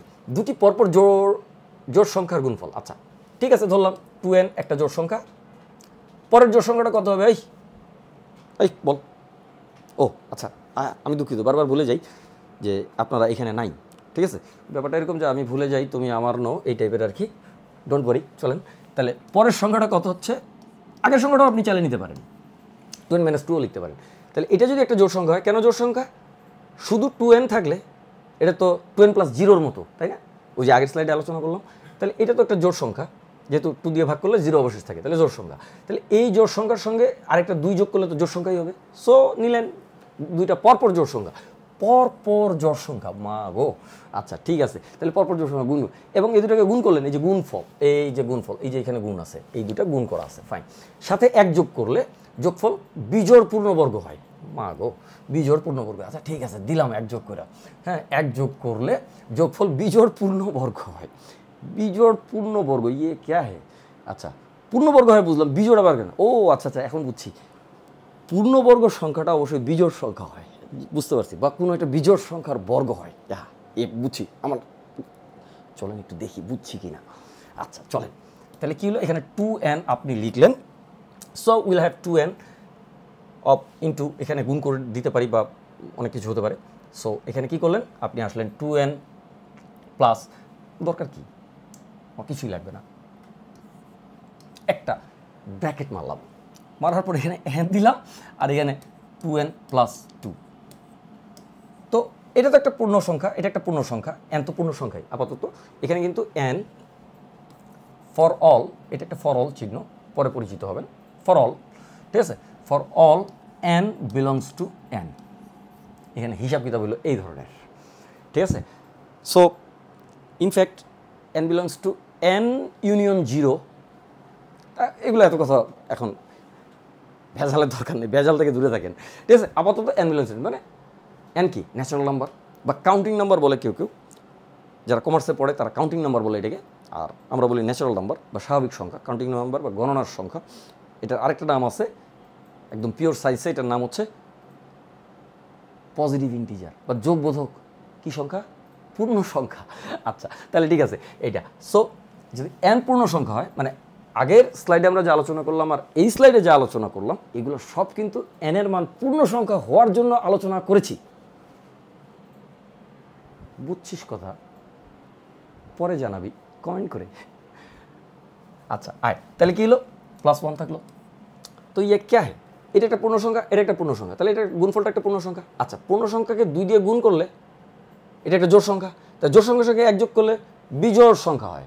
তাহলে বিজোড়টা অন্তত বোঝা গেছে নাকি, বিজোড়টা কারেক্ট হয়েছে। আচ্ছা কিন্তু পূর্ণবর্গ হয়, ওমা, তাহলে আমি এটা কি করলাম, এটা তো দরকার নাই। আচ্ছা বা দরকার আছে, কিন্তু শুধু বিজোড় সংখ্যা হলে ঠিক আছে, কিন্তু পূর্ণবর্গ সংখ্যা এটা প্রমাণ করতে হলে আমার অবশ্যই এইটুকু সাফিসিয়েন্ট না। সেই ক্ষেত্রে কী হবে দেখেন, 2, আপনি বলতে পারেন প্রমাণ কি পরীক্ষা আসবে? স্যার প্রমাণ পরীক্ষা আসবে না, এমন কিছু বলবে, ওই যে বহুপদী প্রশ্ন আছে না, 1 ও 2, 2 ও 3, 1 2 3 সবগুলোই কারেক্ট, কোনটা কারেক্ট, ওই ধরনের জিনিসের ভিতরে ট্রু ফলস হিসেবে এগুলো থাকে। সো সাবধান। আচ্ছা আসেন, তাহলে এইখানে এবার আসলাম, যদি এটাকে আমরা গুণ করি, এই লাইনটাকে একটু অমিট করছি আপাতত, মানে প্রয়োজন আছে বোঝার জন্য, কিন্তু এই লাইনটা না করেও কাজটা করা যায়, যেহেতু বিজোড় পূর্ণবর্গ বলেছে সেই জন্য। আসেন তাহলে 2, এইটা গুণ করলে কত 4, ওই এটা 2 লিখছে কেডায়, 4 লিখতে হবে, ও আমি তো লিখছি। আচ্ছা 4n² প্লাস হচ্ছে 4n প্লাস হচ্ছে 1, সো উইল হ্যাভ 2n², আচ্ছা লিখেই ফেলি, 2n² plus 2 × 2n into 1 plus 1 square. So we'll have this much. Now কি হলো, আমরা এটাকে লিখতে পাচ্ছি 2n plus 1 whole square. তাহলে আপনি শুধু বিজোড় বললে এই লাইনটা করে শেষ করে দিতে পারেন, আর পূর্ণবর্গ বললে এই লাইনটা না করে শুধু এখানে চলে আসতে পারেন। তাহলে একটু আসেন, আমি একটু লাল মেরে দিই এখানে, লাইকা লাল, আবার পরীক্ষা হলে দিয়ে লাল মেরে দিয়ে আসেন না। আচ্ছা আসেন, তাহলে কী হলো, এইবার আপনি কি পাচ্ছেন এখানে দেখেন তো, এটা একটা পূর্ণবর্গ সংখ্যা, এই সংখ্যাটা একটা পূর্ণবর্গ সংখ্যা, মাশাআল্লাহ ওয়া তাওফীকুল্লাহ বিল্লাহ, পূর্ণবর্গ সংখ্যা। এবং কী হলো, এখানে একটা বিজোড় সংখ্যা, কেন 2n + 1 তো বিজোড় সংখ্যা, আগের স্লাইড দ্রষ্টব্য। তাহলে ওই বিজোড় সংখ্যার বর্গ কী হচ্ছে, একটি বিজোড় সংখ্যাই হবে, কারণ বিজোড় সংখ্যা আর বিজোড় সংখ্যা গুণ করলে বিজোড় সংখ্যাই হয়। বিজোড় ইন্টু বিজোড় ইকুয়াল টু বিজোড়, odd into odd equal to odd. তাহলে এইটা কেন হয়, তাও তো একটা কথা, বিজোড় সংখ্যক বিজোড় থাকলে তো বিজোড়ই হবে, কারণ তো জোড়া পাওয়া যাবে না। আচ্ছা এগুলো নিয়ে পরে গল্প গুজব হবে, অনেকে আপনারা আইবিএতে পরীক্ষা টরীক্ষা দিবেন, তো তখন আলোচনা হবে, সমস্যা নেই। আপাতত এখানে এটা ছাড়লাম। একটা এক্সাম্পল একটু না দেখে দেখে যেতে মন চাচ্ছে তাই করলাম, হ্যাঁ, আপনারা আবার বিরক্ত হেন না। আচ্ছা, একটা এক্সাম্পল হচ্ছে সাপোজ দুইটি পরপর জোড় সংখ্যা, আচ্ছা ঠিক আছে নিলাম 2 যোগ 4 গুণ, দুইটি পরপর জোড় সংখ্যা আছে, প্রথম জোড় সংখ্যা হলো 2 ধরলাম, যদিও শূন্যকে সবাই প্রথম জোড় সংখ্যা ধরে, সেই বিতর্কে এখন যাব না, লিমিট পড়ানোর সময় ইন্টারমিডিয়েটে এটা আলোচনা হবে। তো এখানে হলো 2 আর ইন্টু হলো 4, পর একটা জোড় সংখ্যা পরের জোড় সংখ্যা, তার সাথে 1 যোগ করেন, দেখেন 4 দুগুণে 18 একে 9, দেখছেন 9 একটি পূর্ণবর্গ সংখ্যা, 9 একটি পূর্ণবর্গ সংখ্যা এবং বিজোড় সংখ্যা। সো এটা হচ্ছে 3 স্কোয়ার, এটা হচ্ছে 3 স্কোয়ার, এবং সেটা এখান থেকে মিলে, কিভাবে মিলে, ধরেন এটা হচ্ছে এখানে n এর মান হচ্ছে 1 আর এখানে n এর মান 2, কারণ এটা 2 × 1 আর এটা হচ্ছে 2 × 2, তাহলে n এর মান 1 আর 2, ঠিক আছে। তাহলে এইখানে কই গেল, আচ্ছা n এর মান হচ্ছে 1, তো n এর মান এখানে 1 বসান, দেখেন 2 1 কে 2 যোগ 1 3, 3 এর স্কোয়ার, বুঝে স্যার 3 এর এই স্কোয়ারটা কে দিবে, আচ্ছা স্কোয়ারটা 3 এর স্কোয়ারটা দিয়ে দিলাম, তাহলে কী হলো, জিনিসটা বোঝা গেল যে n এর মান 1 বসালেই এটা 3 স্কোয়ার হয়, n এর মান 2 বসালেই এটা পরের বিজোড়টা জানি কত 25 হবে নাকি, n এর মান 3 বসালে 3 দুগুণে 6 আর একে 7, 7 7 কেন, ও আচ্ছা n এর মান 2 বসালে 1 এর পর 2, 2 দুগুণে 4 আর একে 5, 5 এর স্কোয়ার হচ্ছে 25। কী বলছি বুঝতে পারছেন তো? এই উদাহরণটা একটা উদাহরণ আলোচনা করে দিলাম, যে ব্যাপারটা হচ্ছে এরকম, এটা হলো 2 × n এর মান যদি 1 বলি, আর এটা হচ্ছে ইন দ্য কেস 2 × n এর মান যদি 1 বলি প্লাস হচ্ছে 2, তাই তো? এইভাবে যদি ব্যাপারটাকে সাজায় নিই, এই n এর মান 1 আর এই n এর মান 1 আর প্লাস 2, ওইভাবে যদি ব্যাপারটাকে সাজায় নিই, বুঝতেছিস তো না? আচ্ছা, তাহলে এইটা হয়ে গেলে কী হলো, এরপরে এই জিনিসটার সঙ্গে 1 যোগ করে দিলে, অবশ্যই জাস্ট n এর জায়গায় আপনি 1 বসাইছেন, এটা বোঝানোর জন্য এটা বলছি, তাহলে এই ফাংশনটাতে n এর জায়গায় 1 বসালে এরকম হয় এবং সেটা এটার সমান হয়। তাহলে এই ফাংশনটা যখন এই রেজাল্টটা দিচ্ছে, তাহলে ওখানেও n এর মান 1 বসাইলে এই রেজাল্টটা পাওয়া উচিত, কারণ এখান থেকে তো এটা আসছে, সো একই আসা উচিত, কারণ ফাংশন তো প্রতিটা লাইন তো সমান, তাহলে এখানে অবশ্যই যেটা আসবে, এখানে এটা একটা উদাহরণ, আর এটা হচ্ছে সার্বিক কেসটা n এর মান ধরলে, বুঝছেন আশা করি। চলেন পরের স্লাইডটাতে আমরা চলে যাই। ওকে, দুটি পরপর বিজোড় সংখ্যার গুণফলের সাথে, ফলের, এটা ফোনের না, এটা মোবাইল ফোন না, ঠিক আছে, এটা ফলের সাথে, গুণফলের সাথে 1 যোগ করলে যোগফল পূর্ণবর্গ হয় এবং 4 দ্বারা বিভাজ্য হয়। কী মুসিবতে বললাম, পূর্ণবর্গ হয়তো বুঝতে পারতেছি, 4 দ্বারা বিভাজ্য হবে কেন? 4 দ্বারা বিভাজ্য হবে পরপর বিজোড় সংখ্যার গুণফলের সাথে 1 যোগ করলে এটা হবে। আচ্ছা ঠিক আছে, একটু বুঝি আগে কেন 4 দ্বারা বিভাজ্য হয়, ঠিক আছে। সো মনে করলাম একটা বিজোড় সংখ্যা হচ্ছে 2n - 1, 2n + 1 না, আচ্ছা ঠিক আছে 2n + 1, তো এর পরের বিজোড় সংখ্যাটা যদি আপনি নেন তাহলে 2n + 3, তো পরেরটা না নিয়ে আগেরটা নিলে সুবিধা হয়, কারণ a + b × a - b ফর্মুলার দিকে যায়। সো আপনি আগেরটা নিলাম 2n - 1, যে কোনো পরপর দুইটা, এর সঙ্গে এইটার সঙ্গে 2 যোগ করলেই তো এটা হয়, একটা বিজোড় সংখ্যার সঙ্গে 2 যোগ করলে পরের বিজোড় সংখ্যাটা পাওয়া যায়, এগুলো তো আমরা সবাই জানি, আরে টেনশনই নেই। চলেন তাহলে কী হলো, এখানে হলো 4n² - 1, ও এটার সাথে 1 যোগ দিতে ভুলে গেছি, আচ্ছা যোগ দিলাম, তাহলে কী হলো, 1 যোগ করলে যোগফল পূর্ণ সংখ্যা হয়, যোগফল পূর্ণবর্গ হয় এবং 4 দ্বারা বিভাজ্য হয়, মা গো। আচ্ছা তাহলে কী হলো, এটার সঙ্গে 1 যোগ ছিল, এই 1 আর এই 1 got cancelled, then will have 4n², so এটা হচ্ছে অবশ্যই 2n²। তার মানে কি এটা একটা পূর্ণবর্গ সংখ্যা, পূর্ণবর্গ মিল হি গায়া, এই যে পূর্ণবর্গ মিল গেয়া। আচ্ছা যোগফল পূর্ণবর্গ এবং 4 দ্বারা বিভাজ্য হয়, 4 দ্বারা বুঝবি কি আপনি বিভাজ্য হয়, 4 দ্বারা বিভাজ্য, এই যে এখানে 4 আছে, কারণ n তো পূর্ণ সংখ্যা, তার উপরে বর্গ করলে পূর্ণ সংখ্যা পাওয়া যাবে, তাহলে 4 আছে, ওমা তাই তো ঠিকই আছে, 4 দ্বারা বিভাজ্য হয়, তাহলে এইটা পূর্ণবর্গ সংখ্যা এবং সেটা 4 দ্বারা বিভাজ্য সংখ্যা। কিন্তু এসা হতা হি কেউ হয় কেমন এটা? আচ্ছা এটা আপনি যখনই পরপর দুইটা বিজোড় সংখ্যা নেবেন, এই বিজোড় সংখ্যা দুইটার মাঝখানে একটা সংখ্যা আপনি, এটা সবসময় এটা আসে, হ্যাঁ, এটা ক্যালকুলাসের, ডিফারেনশিয়াল ক্যালকুলাসের শেষের অংশে আমি আপনাদেরকে বোঝাবো যে একই পরিসীমা বিশিষ্ট দুইটা আয়তক্ষেত্রের, সরি একটা আয়তক্ষেত্র আর একটা বর্গক্ষেত্রের ভিতরে আয়তক্ষেত্রের আয়তনটা ক্ষেত্রফলটা কম হবে, দুঃখিত ক্ষেত্রফলটা কম হবে, আর বর্গক্ষেত্রের ক্ষেত্রফলটা বেশি হবে। সো একটু খালি একটা টান দিয়ে বলি, ধরেন এইটা একটা বর্গক্ষেত্র, তাই না? আচ্ছা হইল, খুব ভালো হয়েছে, এর চেয়ে ভালো আর কিছু হইতেই পারে না। আচ্ছা এইবার এটা একটা 45 ডিগ্রি লাইন, আসলে 135 ডিগ্রি, হ্যাঁ, এদিক থেকে 135 ডিগ্রি লাইন। সো অর্থাৎ এদিকে 1 কমায় দিলে ওদিকে 1 বেড়ে যায়, অথবা ওইদিকে 1 বাড়ায় দিলে এদিকে 1 কমে যায়। এগুলো তো বুঝেন, এগুলো নিয়ে আর বেশি কথা বলবো না। সো আসেন তাহলে কী হলো, এইখানে এই বর্গক্ষেত্রটার আয়তনটা বেশি হবে, এটার চেয়ে কম হবে। কেমনে হবে একটু দেখেন। মনে করেন এটা 4, এটাও 4, তাহলে এটাও 4, এটাও 4, তাহলে এটার বর্গক্ষেত্রের ক্ষেত্রফলটা কত? 16, তাই না? আচ্ছা, 4 থেকে 1 কমায় নিছেন, তাহলে এটা হয়ে গেছে হচ্ছে এইটুকু হচ্ছে 3, আর যেহেতু এদিকে 1 কমাইছেন তাহলে ওদিকে 1 বাড়ছে, তাহলে এইটুকু হলো 5।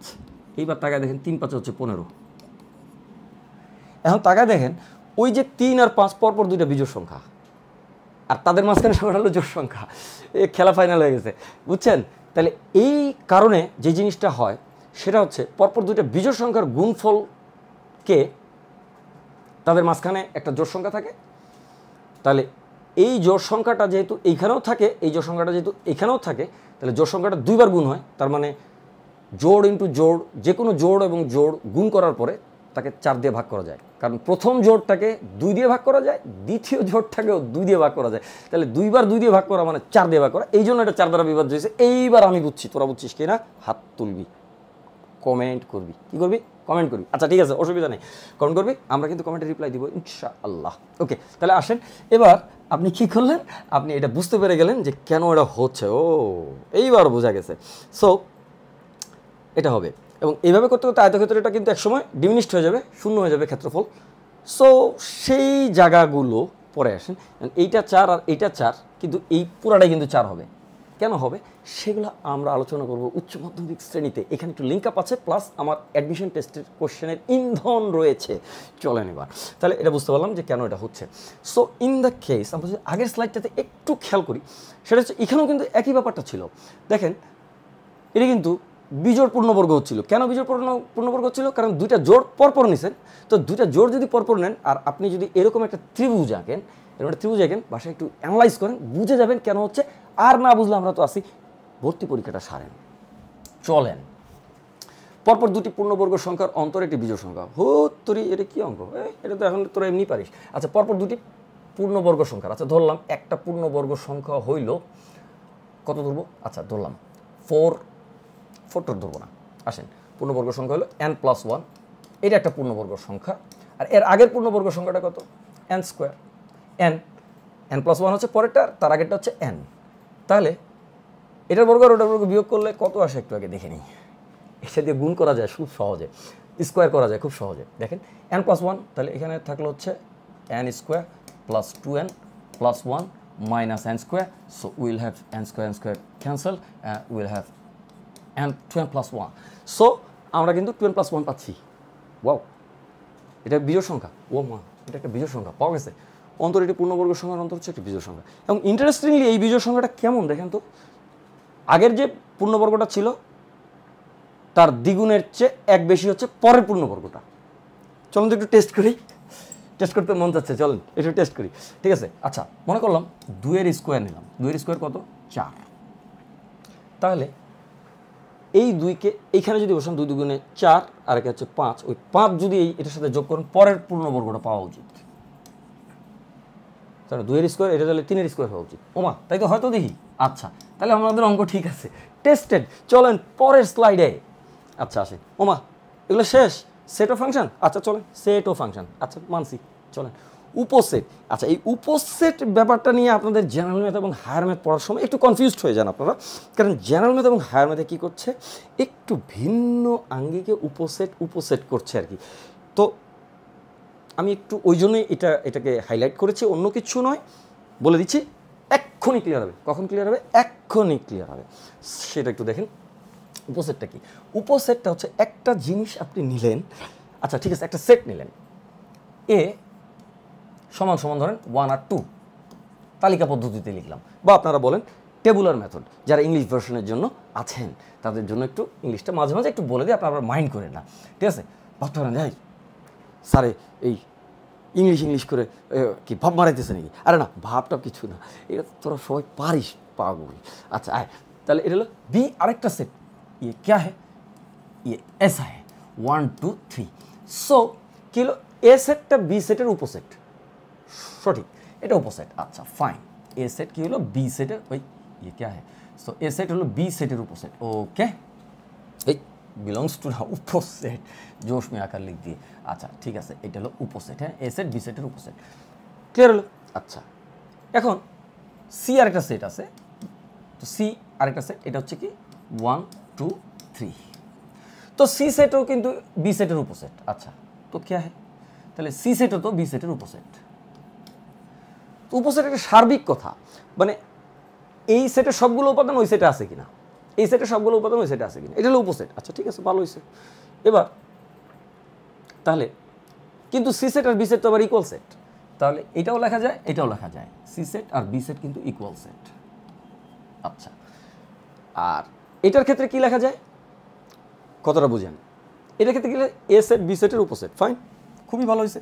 এ সেট বি সেটের উপসেট কিন্তু ইকুয়াল না, তাহলে উপসেট এবং নট ইকুয়াল, এইটা হলো স্যার প্রকৃত উপসেট। কি সেট? প্রকৃত উপসেট। জেনারেল ম্যাথ হায়ার ম্যাথ পড়ে সংজ্ঞা নিয়ে কনফিউজড হবেন না, চিনতে ভুল করবেন না, ভুল করা যাবে না, ঠিক আছে? আচ্ছা, তাহলে মানুষপত্রই ভুল, ঠিক আছে? তো এটা এক সময় আমরা যখন বইটা পড়াশোনা করতাম, তো আমরা একটা দুষ্টামি করতাম আর কি, সেটা হলো মানুষপত্রই ভুল। তো সবাই এটাকে ইচ্ছা করে ভুল করে বলে, কি বলে ওই আপনারা যেটা অনেকে বলেন আর কি, যে ম্যান ইজ মডেল, এটা হলো মানুষপত্রই ভুল। আচ্ছা, তাহলে ভুল হয়েছে এই জন্য ম্যান ইজ মডেল বলে দিয়েছে। আচ্ছা, তো একদিন এরকম হলো যে একজনে বলে যে এটা আসলে মানে ম্যান ইজ মডেল, তো এটা শুদ্ধই হয়ে গেছে, আসলে ম্যান ইজ মডেল হবে না, হবে ম্যান ইজ মেন্টাল। এটা হলো মানুষমাত্রই ভুল। যাই হোক, আলোচনা পরে হবে, আরও আলোচনা দরজা এখনও বন্ধ না।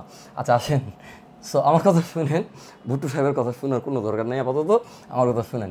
আচ্ছা এবার আসেন, এখানে কী হলো, এ হচ্ছে কী হলো, বিয়ের উপসেট কিন্তু সমান না, এটাকে বলে প্রকৃত।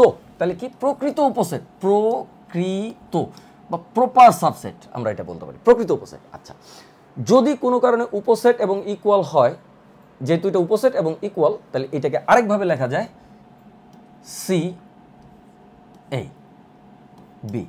তাহলে এইরকম যদি থাকে, এইটা বা এটা যদি থাকে, তাহলে অপ্রকৃত উপসেট। কি অপ্রকৃত, কি প্রকৃত, অপ্রকৃত, ইংলিশটা হচ্ছে ইমপ্রপার সাবসেট, অপ্রকৃত উপসেট। তাহলে প্রকৃত উপসেটের চিহ্ন এটা, অপ্রকৃত উপসেটের চিহ্ন এটা, কিন্তু জেনারেলি অপ্রকৃত উপসেটকে এই আকারে লেখা হয়ে থাকে, বেশিরভাগ ক্ষেত্রে এটা লেখা হয়ে থাকে। আর প্রকৃত উপসেটকে এই আকারে লেখা হয়ে থাকে, বেশিরভাগ ক্ষেত্রে এই আকারে লেখা হয়ে থাকে। আর স্বাভাবিক শুধু উপসেট বুঝাইতে এটা লেখা হয়ে থাকে, এইটা হলো শুধু উপসেট বুঝাইতে লেখা হয়ে থাকে, উপসেট, উপসেট, উপসেট। তাহলে উপসেট বললে শুধু এইভাবে লেখা থাকে, আর প্রকৃত উপসেট বললে, অপ্রকৃত উপসেট বললে হয় এটা থাকে অথবা এটা থাকে, আর প্রকৃত উপসেট বললে এটা লেখা থাকে। কই শাক নেই, চলেন আমরা পরের স্লাইডে চলে যাই, এগুলো আপনারা পারেন। এই জিনিসগুলো আপনারা বুঝেন না এমন না, কিন্তু হঠাৎ করে পরীক্ষার খাতায় এই নোটেশনগুলো দেখার পরে, পরীক্ষা তো সর্ষে ফুল দেখে, আমিও জীবনে বহুতবার পরীক্ষার হলে গিয়ে সর্ষে ফুল দেখছি। সো আমি একটা বিশ্ববিদ্যালয়ে পরীক্ষা দিতে গিয়ে 25টা অঙ্কের ভিতরে একটা অঙ্ক, লাস্টের অঙ্কটা আমি পারিনি, এটা অনেক আগের কথা, কিন্তু আমার এটা আজও দাগ কেটে আছে। আমি শুধু নোটেশনটা চিনি নাই স্যার, শুধু নোটেশনটা চিনি নাই। তো এটা কি হয়েছিল পরে বলবো না, নোটেশনটা চিনি নাই স্যার, আমি শুধু মানে ইটস ভেরি স্যাড। হ্যাঁ, নোটেশনটা চিনি নাই, 24টা অঙ্ক পারছি, 25 নম্বর অঙ্কের ভিতরে গিয়ে একটা নোটেশন এমন দিছে যে ওই নোটেশনটা আমি চিনি না, আমার বইয়েও কোথাও ছিল না, আমি চিনিও নাই, আমি পারি নাই। শুধু তাই না, বুয়েট অ্যাডমিশনও এরকম একটা জিনিস হয়েছে, সেটা অঙ্ক পারতাম, এটা পরে বুঝছি, অনেক দিন পরে বুঝছি, বুয়েটে ভর্তি হওয়ার পরে বুঝছি যে ওই অঙ্কটা পারতাম। ওইটাও ফিজিক্সের লাস্ট অঙ্ক ছিল, ফিজিক্সের। তো ফিজিক্সে তো বড়ুল স্যার আছে, আপনাদের টেনশন নাই, নোটেশন নিয়ে টেনশন নাই, নোটেশনের সঙ্গে আরও অনেক কিছু পেয়ে যাবেন ইনশাল্লাহ। সো ওইখানে গিয়ে কী হয়েছে, ওইখানে গিয়ে আবার একটা জিনিস পারিনি। তো পরে বুঝছি, প্রথমে ভাবছি যে ওটা সিলেবাসের বাইরে থেকে কিছু একটা দিয়েছে, পরে দেখি না, ওটা সিলেবাসের বাইরে থেকে দেয়নি। বন্ধুরা যখন আলোচনা করলাম বুয়েটে ভর্তি হওয়ার পরে, তখন জানলাম যে এইটা আসলে ওই ব্যাপারটাই ছিল, কিন্তু প্রশ্নটা বেশিরভাগ স্টুডেন্ট বোঝে নাই, হয়তো দু একজন বুঝছে, তারা যে ফার্স্ট সেকেন্ড হয়েছে ভর্তি পরীক্ষা তাও না, কিন্তু হয়তো দুইজন বুঝছে, ও এটা পারেন। তো ফিজিক্সে আমাদের সময় 18টা প্রশ্ন আসতো, 18টা প্রশ্নের ভিতরে লাকিলি আমি 17টাই পারছি, লাস্টেরটাই পারিনি। তো এই হতো, তো ক্যা ফারাক পড়তা ইয়ার, ঠিক আছে? তাহলে এখানে কী হলো, এখানে আপনি একটু যদি দেখেন সেটা হচ্ছে যে এখানে একটা বিষয় বলা আছে, এটা হচ্ছে number of power set of A. Number মানে কি, কোনো একটা সেটের সদস্য সংখ্যা বোঝানোর জন্য এটা সামনে এন দেয়। এগুলো আপনারা জানেন, এগুলো নিয়ে কথা বলার কোনো স্কোপ নাই, সময় নষ্ট করার কোনো ইচ্ছা আমার নাই। আমারও তো কষ্ট হয় নাকি? আচ্ছা ঠিক আছে, কষ্ট হোক আর না হোক, আমি আছি তোদের সাথে। ওকে, তাহলে কি হলো, এইটা হলো এরকম। এখন এইখানে যখন এইটা মানে এ একটা সেট, তার পাওয়ার সেট যদি নেন, তো এই পাওয়ার সেটে উপাদান সংখ্যা নির্দেশ করতেছে এটা দ্বারা, এইটুক দ্বারা। তো পাওয়ার সেটের উপাদান সংখ্যাটা কী হবে, 2^n(a). বিষয়টা কিন্তু আপনারা জানেন, 2 সবসময় কনস্ট্যান্ট থাকবে, 2^n(a) মানে এ সেটের উপাদান সংখ্যা। ব্যাপারটা এরকম, যাদের একটু হেয়াল লাগতেছে যে স্যার এত কঠিন কঠিন জিনিস কী বলতেছিল, আসলে কঠিন কিছু বলতেছি না, মানে এই নোটেশনটাই আসলে, নোটেশন দেখলে আপনাদেরও মাথা গরম হয়ে যায়, আমারও মাথা গরম হয়ে যায়, আর আমি আপনাদেরকে বললে আপনারা তো জিনিসটাকে একটু কড়াভাবে নেন। এই কড়াভাবে না নেওয়ার জন্য এটা একটু স্লাইডে দিয়ে রাখছি যে এটা দেখলে রিল্যাক্স থাকেন, টেনশন লেনে কবি নেই, দেনে কবি নেই। চলেন ধরেন এ একটা সেট, সো এ সেটটা কত, ধরেন 1 2 3 and that's it. Okay fine, A সেটটা হচ্ছে এটা। ওকে ডান, ইটস ডান। সো এটার পাওয়ার সেট যখন আপনি করবেন, এই পাওয়ার সেটের উপাদান সংখ্যা, এখান থেকে একটা জিনিস যদি বলি, পাওয়ার সেট অফ এ, তার উপাদান সংখ্যা কয়টা হবে আপনারা জানেন, 2^3 হবে, যেহেতু এখানে 3টা উপাদান আছে, 2^3, তাহলে 2³ হবে না, 2³ এই 2³ মানে হচ্ছে 8টা, তার মানে এর পাওয়ার সেটে 8টা উপাদান থাকবে। এটা কেন হয়, যখন বিন্যাস সমাবেশ পড়বো উচ্চ মাধ্যমিক শ্রেণীতে, দ্যাট ইজ কোয়াইট ইন্টারেস্টিং, বিন্যাস সমাবেশ দিয়ে কিন্তু সংখ্যাগুলো বানানো হয়েছে। সো বিন্যাস সমাবেশ দিয়ে কিন্তু আরও অনেক কিছু আছে, যারা আপনারা কম্পিউটার ইঞ্জিনিয়ারিং পড়বেন, অনেক সময় ইলেকট্রিক্যাল ইঞ্জিনিয়ারিংয়েও কাজে লাগে, আবার অন্যান্য জায়গাতেও এই বিন্যাস সমাবেশের ব্যাপারগুলো খুব গুরুত্বপূর্ণ। তো এটাই এখন কথা বলবো না, হ্যাঁ। সো এটা যারা এই জায়গাগুলোতে যাবেন তাদের লাগবে। শুধু তাই না, প্রবাবিলিটি অ্যানালাইসিসে এটার গুরুত্বপূর্ণ আছে, permutation and combination talking about. So এটা হচ্ছে কম্বিনেটরিক্স বলে, এটার আরেকটা নাম হচ্ছে কম্বিনেটরিক্স। সো আসেন, বাদ দেন ওই রকম নামটা বাদ দেন, আপনি আগে পরীক্ষা কোয়ালিফাই করেন, তারপর আপনার সাথে যোগাযোগ হবে, কথা হবে মন খুলে। আচ্ছা ঠিক আছে। সো তাহলে কি হচ্ছে, এখানে আপনি যখন বলতেছেন যে পাওয়ার সেট অফ এ, তার উপাদান সংখ্যাটাকে যখন আপনি দিচ্ছেন, উপাদান সংখ্যা, স্যার এটাকে বলে প্যারেনথেসিস, এটাকে বলে প্যারেনথেসিস, ঠিক আছে, প্যারেনথেসিস, এটাকে বলে কার্লি ব্রেস, আর এটাকে বলে ব্র্যাকেট। সো নামগুলো কিন্তু ক্লিয়ার থাকতে হবে। সো এটাকে বলে প্যারেনথেসিস, এটাকে বলে কার্লি ব্রেস, এটাকে বলে ব্র্যাকেট। সো আরও এরকম অনেক রকমের বন্ধনী আছে, সেগুলোর আলাদা আলাদা নাম আছে, আমরা উচ্চ মাধ্যমিক শ্রেণীতে পড়ে ফেলবো, এগুলো নিয়ে টেনশন নাই। এগুলোর সিঙ্গুলার প্লুরাল কি সেগুলো নিয়ে আলোচনা হবে, কিন্তু এই মুহূর্তে আমি এটা বলছি এই জন্য যে দেখেন এইখানে কিন্তু প্যারেনথেসিস আছে, তার বাইরে কিন্তু প্যারেনথেসিস আছে, এখানে কিন্তু আপনি চাইলে কার্লি ব্রেস দিতে পারবেন না, সাবধান, দিলে কিন্তু ভুল হয়ে যাবে, যদি কখনো লাগে এটা দিতে পারবেন না, কারণ এই অপারেটরের পরে প্যারেনথেসিসই বসবে, আর ওই অপারেটরের পরেও প্যারেনথেসিস বসবে। সো প্যারেনথেসিসের বাইরে প্যারেনথেসিসই বসতে হবে, না হলে ভুল হয়ে যাবে। Okay, clear clear clear clear clear. Okay, then কী হলো, তাহলে এটা এই কথাটাই এখানে একটু নোটেশন দিয়ে লেখা আছে, যে হেয়ালি লাগতেছে, আর এখানে ইজিলি বোঝা যাচ্ছে। তবে বোঝার ব্যাপারটা কি, যে এখানে যে 2³ হবে, কেমনে 2³ হয় স্যার, এই 2³ হয় কেমনে, এইটা ওয়াদা রাহা মেরা, যে আমি এটা আপনাদেরকে বলে দিব। কখন বলবো, যখন আপনি ইন্টারমিডিয়েটে উঠে যাবেন, আমার ক্লাসের ভিতরে এটা থাকবে, বিন্যাস সমাবেশ ক্লাসের ভিতরে এটা থাকবে।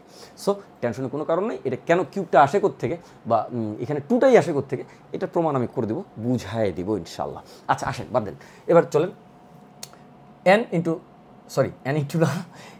NPA মানে হচ্ছে number of elements of power set of A. এইটা কি হচ্ছে দেখেন, এর উপাদান সংখ্যা কত, NA কত, এর উপাদান সংখ্যা হচ্ছে 3, তাই না? এ কটা উপাদান আছে, 1টা 2টা 3টা, সো 3টা উপাদান আছে, তাহলে NA, তাহলে এখানে তো NA হবে, আর এখানে 2 আছে, তাহলে 2^NA, এই পাশটা ঠিক আছে, আর এই পাশে কি আছে, N of power set of A, মানে number of elements of power set of A. So আমার কথাটা কি বুঝছেন নাকি বুঝেন নাই? তাহলে পাওয়ার সেট অফ এ, তার উপাদান সংখ্যা কি করবেন, 2^, এর উপাদান সংখ্যা বসাই দিবেন। পাওয়ার সেট অফ এ, তার উপাদান সংখ্যা সমান সমান 2^, এর উপাদান সংখ্যা বসাই দিবেন, শেষ। আচ্ছা, এটা ওরকমই একটা জিনিস, যে দুইটা সেটের যদি আপনার ক্রস প্রোডাক্ট, বা আপনারা কী বলেন এটাকে, কার্তেসিয়ান প্রোডাক্ট, না কার্তেসীয় প্রোডাক্ট, আচ্ছা ঠিক আছে, মানে কার্তেসীয় গুণজ। আচ্ছা, তাহলে কার্তেসীয় গুণজ যখন আপনি করবেন, তখন আপনি কি করবেন, এইখানে একটা এখানে একটা, দুটো উপাদান আছে দেখেন, এই যে একটা উপাদান দিলেন। সো আলাদা আলাদা এর উপাদান সংখ্যা আর বি এর উপাদান সংখ্যা গুণ করলে ওই কার্তেসীয় গুণজের উপাদান সংখ্যার সমান হবে। ইজিলি প্রমাণও করা যায়। সো এগুলোতে আর যাচ্ছি না, জিনিসটা শুধু নোটেশনটা আপনাদেরকে চেনানোর জন্য স্লাইডটা দেওয়া হয়েছে। ব্যবধি, এই ব্যবধি নিয়ে এখানে নোটেশনে কিছু সমস্যা আছে। Suppose x smaller then 1 and greater than 0, ওকে ডান। এইটাকে যখন আপনি সেট দিয়ে লিখতেছেন, সেটে ব্যবধিটা যখন লিখতেছেন, হ্যাঁ, সো এই ব্যবধিটাকে আপনি লিখতেছেন এইভাবে, এক্স, এটা গেল, আর এটা হচ্ছে 1, এই 1, এইভাবে লিখতেছেন। কি লিখতেছেন? যখন আপনি এটাকে সরাসরি লিখতেছেন যে 0-র চেয়ে বড় এটাকে এইভাবে লিখতেছেন। আচ্ছা ফাইন, এবার আসেন, যদি এরকম থাকে তখন আপনি এটাকে লিখতেছেন হলো যে একপাশে আসলে ইকুয়াল আছে, হ্যাঁ, সো যদি ইকুয়াল থাকে তখন আপনি এইভাবে লিখতেছেন, আর যখন ইকুয়াল থাকতেছে না তখন আপনি কি লিখতেছেন দেখেন, এটা লিখতেছেন এখান থেকে এই পর্যন্ত। ধরেন এক্স লিখলেন, আচ্ছা সরি 0 আছে না, 0, আর এখানে আছে হচ্ছে 1, সো 0 আর 1 এটা এইভাবে লিখতেছেন। সো এটা যখন লিখতেছেন, এটার একটা বিকল্প নোটেশন আপনাদের বইতে আছে, সেই বিকল্প নোটেশনটা এখন অবসলিট, তারপরে ব্যবহার করতেছে, কোনো সমস্যা নেই, এটা হলো 1, এইভাবে লিখতেছেন। সো পরেরটা ঠিক হয়নি, পরেরটা এরকম হবে আর কি। তো দেখতে জিনিসটা একটু বিদঘুটে, কিন্তু জিনিসটা ঠিক আছে। তো এই জায়গাগুলোকে আপনাকে খেয়াল করতে হবে, যেই জায়গাতে আপনার কত থেকে কত পর্যন্ত ব্যবধি আছে, যদি ব্যবধিতে ইনক্লুডেড না হয়, এই ঠিক লিখছি, হ্যাঁ ঠিক লিখছি। এখানে খেয়াল করেন, একটা জায়গায় একটু কম বেশি লিখছি, এই ইকুয়াল চিহ্নটা উপরেরটাতে আছে, হ্যাঁ ইকুয়াল চিহ্নটা উপরেরটাতে আছে, এটা এইখানে, এখানে আছে এবং এখানে আছে, আর এইখানে আছে এইটাতে। যদি ইকুয়াল থাকে তাহলে এরকম হবে, এই যে ইকুয়াল থাকলে যেদিকে ব্র্যাকেট থাকার সেদিকেই থাকবে, ইকুয়াল থাকলে যেদিকে ব্র্যাকেট থাকার সেদিকে থাকবে, ইকুয়াল থাকলে যেদিকে ব্র্যাকেট থাকার সেদিকে থাকবে, ইকুয়াল যদি না থাকে তাহলে ব্র্যাকেটটা উল্টায় যাবে, অথবা প্যারেন্থেসিস হবে। ঠিক আছে, ক্লিয়ার ক্লিয়ার ক্লিয়ার। আচ্ছা আসেন, এটা আপনারা সবাই জানেন, কিন্তু এটা একটা বর্ধন করা যায়। এই বর্ধন দিয়ে আপনি বড় বড় অঙ্ক ছোটো ছোটো করে ফেলতে পারবেন। বড়ে বড়ে শহর মে ছোটে ছোটে বাতে হতে রেতে, ব্যাপারটা সেরকম। দেখেন এই বর্ধনটা একটু খেয়াল করেন, এই বর্ধনটা বুঝে নেন, তাহলে আপনার আর মুখস্থ রাখতে হবে না, কিচ্ছু করতে হবে না। ধরেন A union B union C একটা বর্ধন করলাম, union D union E union F, অনেক কিছু হতে পারে। সো আপনি কি করলেন দেখেন, A union B union C আপনি দিলেন, এইটা সমান সমান আপনি আবার দিবেন number of A plus number of B plus number of C, তারপরে দিবেন হলো এই মাইনাসটা number of A intersection B, কিন্তু এবার তো এরকম তো আরও আছে তাই না, তাহলে minus number of B intersection C, তিনটা আছে, এ বি নেওয়া যায়, এসি নেওয়া যায়, বিসি নেওয়া যায়। সো সবগুলো নিতে হবে আপনাকে, ওইটাই বিন্যাস সমাবেশ আর কি, ওটাকে সমাবেশ বলে, এই যে কতভাবে নেওয়া যায়। সো এটা আপনাদের জানা আছে কেন, কারণ আপনারা পাওয়ার সেট করছেন, এই কারণে উপসেটগুলো আপনাদের চিনা আছে, ওই উপসেটের উপাদানগুলো কিন্তু বসতেছে ওইখানে। যারা এটা বুঝতে অসুবিধা হচ্ছে, বললাম না উপসেটের কথা, ঠিক আছে, আপাতত এটা বুঝতেছেন যে আপনি এ বি নিতে পারবেন, বি সি নিতে পারবেন, আর এসি নিতে পারবেন, ওইটুকু বুঝে রাখেন। ও যারা উপসেটটা বুঝতেছেন ঠিক আছে, কোনো সমস্যা নেই, বাকি তো কথা হবেই উচ্চ মাধ্যমিকে গেলে, কত কিছু যে রিসাবল হয়ে যাবে স্যার, আপনি টেনশনই করেন না। ওকে, তাহলে এখানে হলো এ ইন্টারসেকশন সি, এইটা হবে।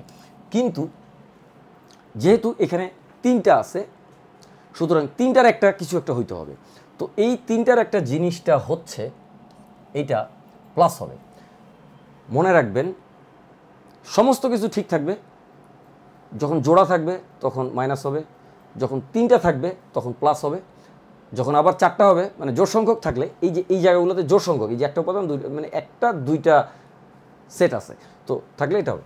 বলতেছি আরেকবার ফাইনালি, এই দেখেন এ, ওই এ কোত্থেকে আসলো, এ কোত্থেকে আসলো, number of A intersection B intersection C, যদি এটা থাকে তখন দেখেন ওটা প্লাস আছে, বিজোড় সংখ্যক থাকলে ওটা প্লাস হয়, আর জোড় সংখ্যক থাকলে ওটা মাইনাস হয়।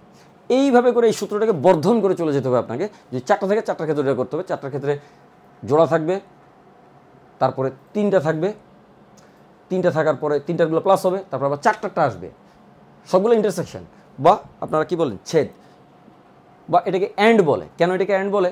উচ্চ মাধ্যমিক শ্রেণীতে তো আইসিটি পড়বেনি, তখন ক্লিয়ার হয়ে যাবে। আচ্ছা, তাহলে এটা অ্যান্ড বলে, ফাইন গেল। সো এখানে কারো কিছু বুঝতে আশা করি কোনো অসুবিধা হওয়ার কথা না।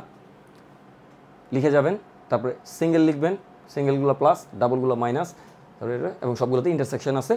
সো এভাবে লিখে চলে যাবেন, আর কিছু বলার নেই। চলেন পরের স্লাইডে।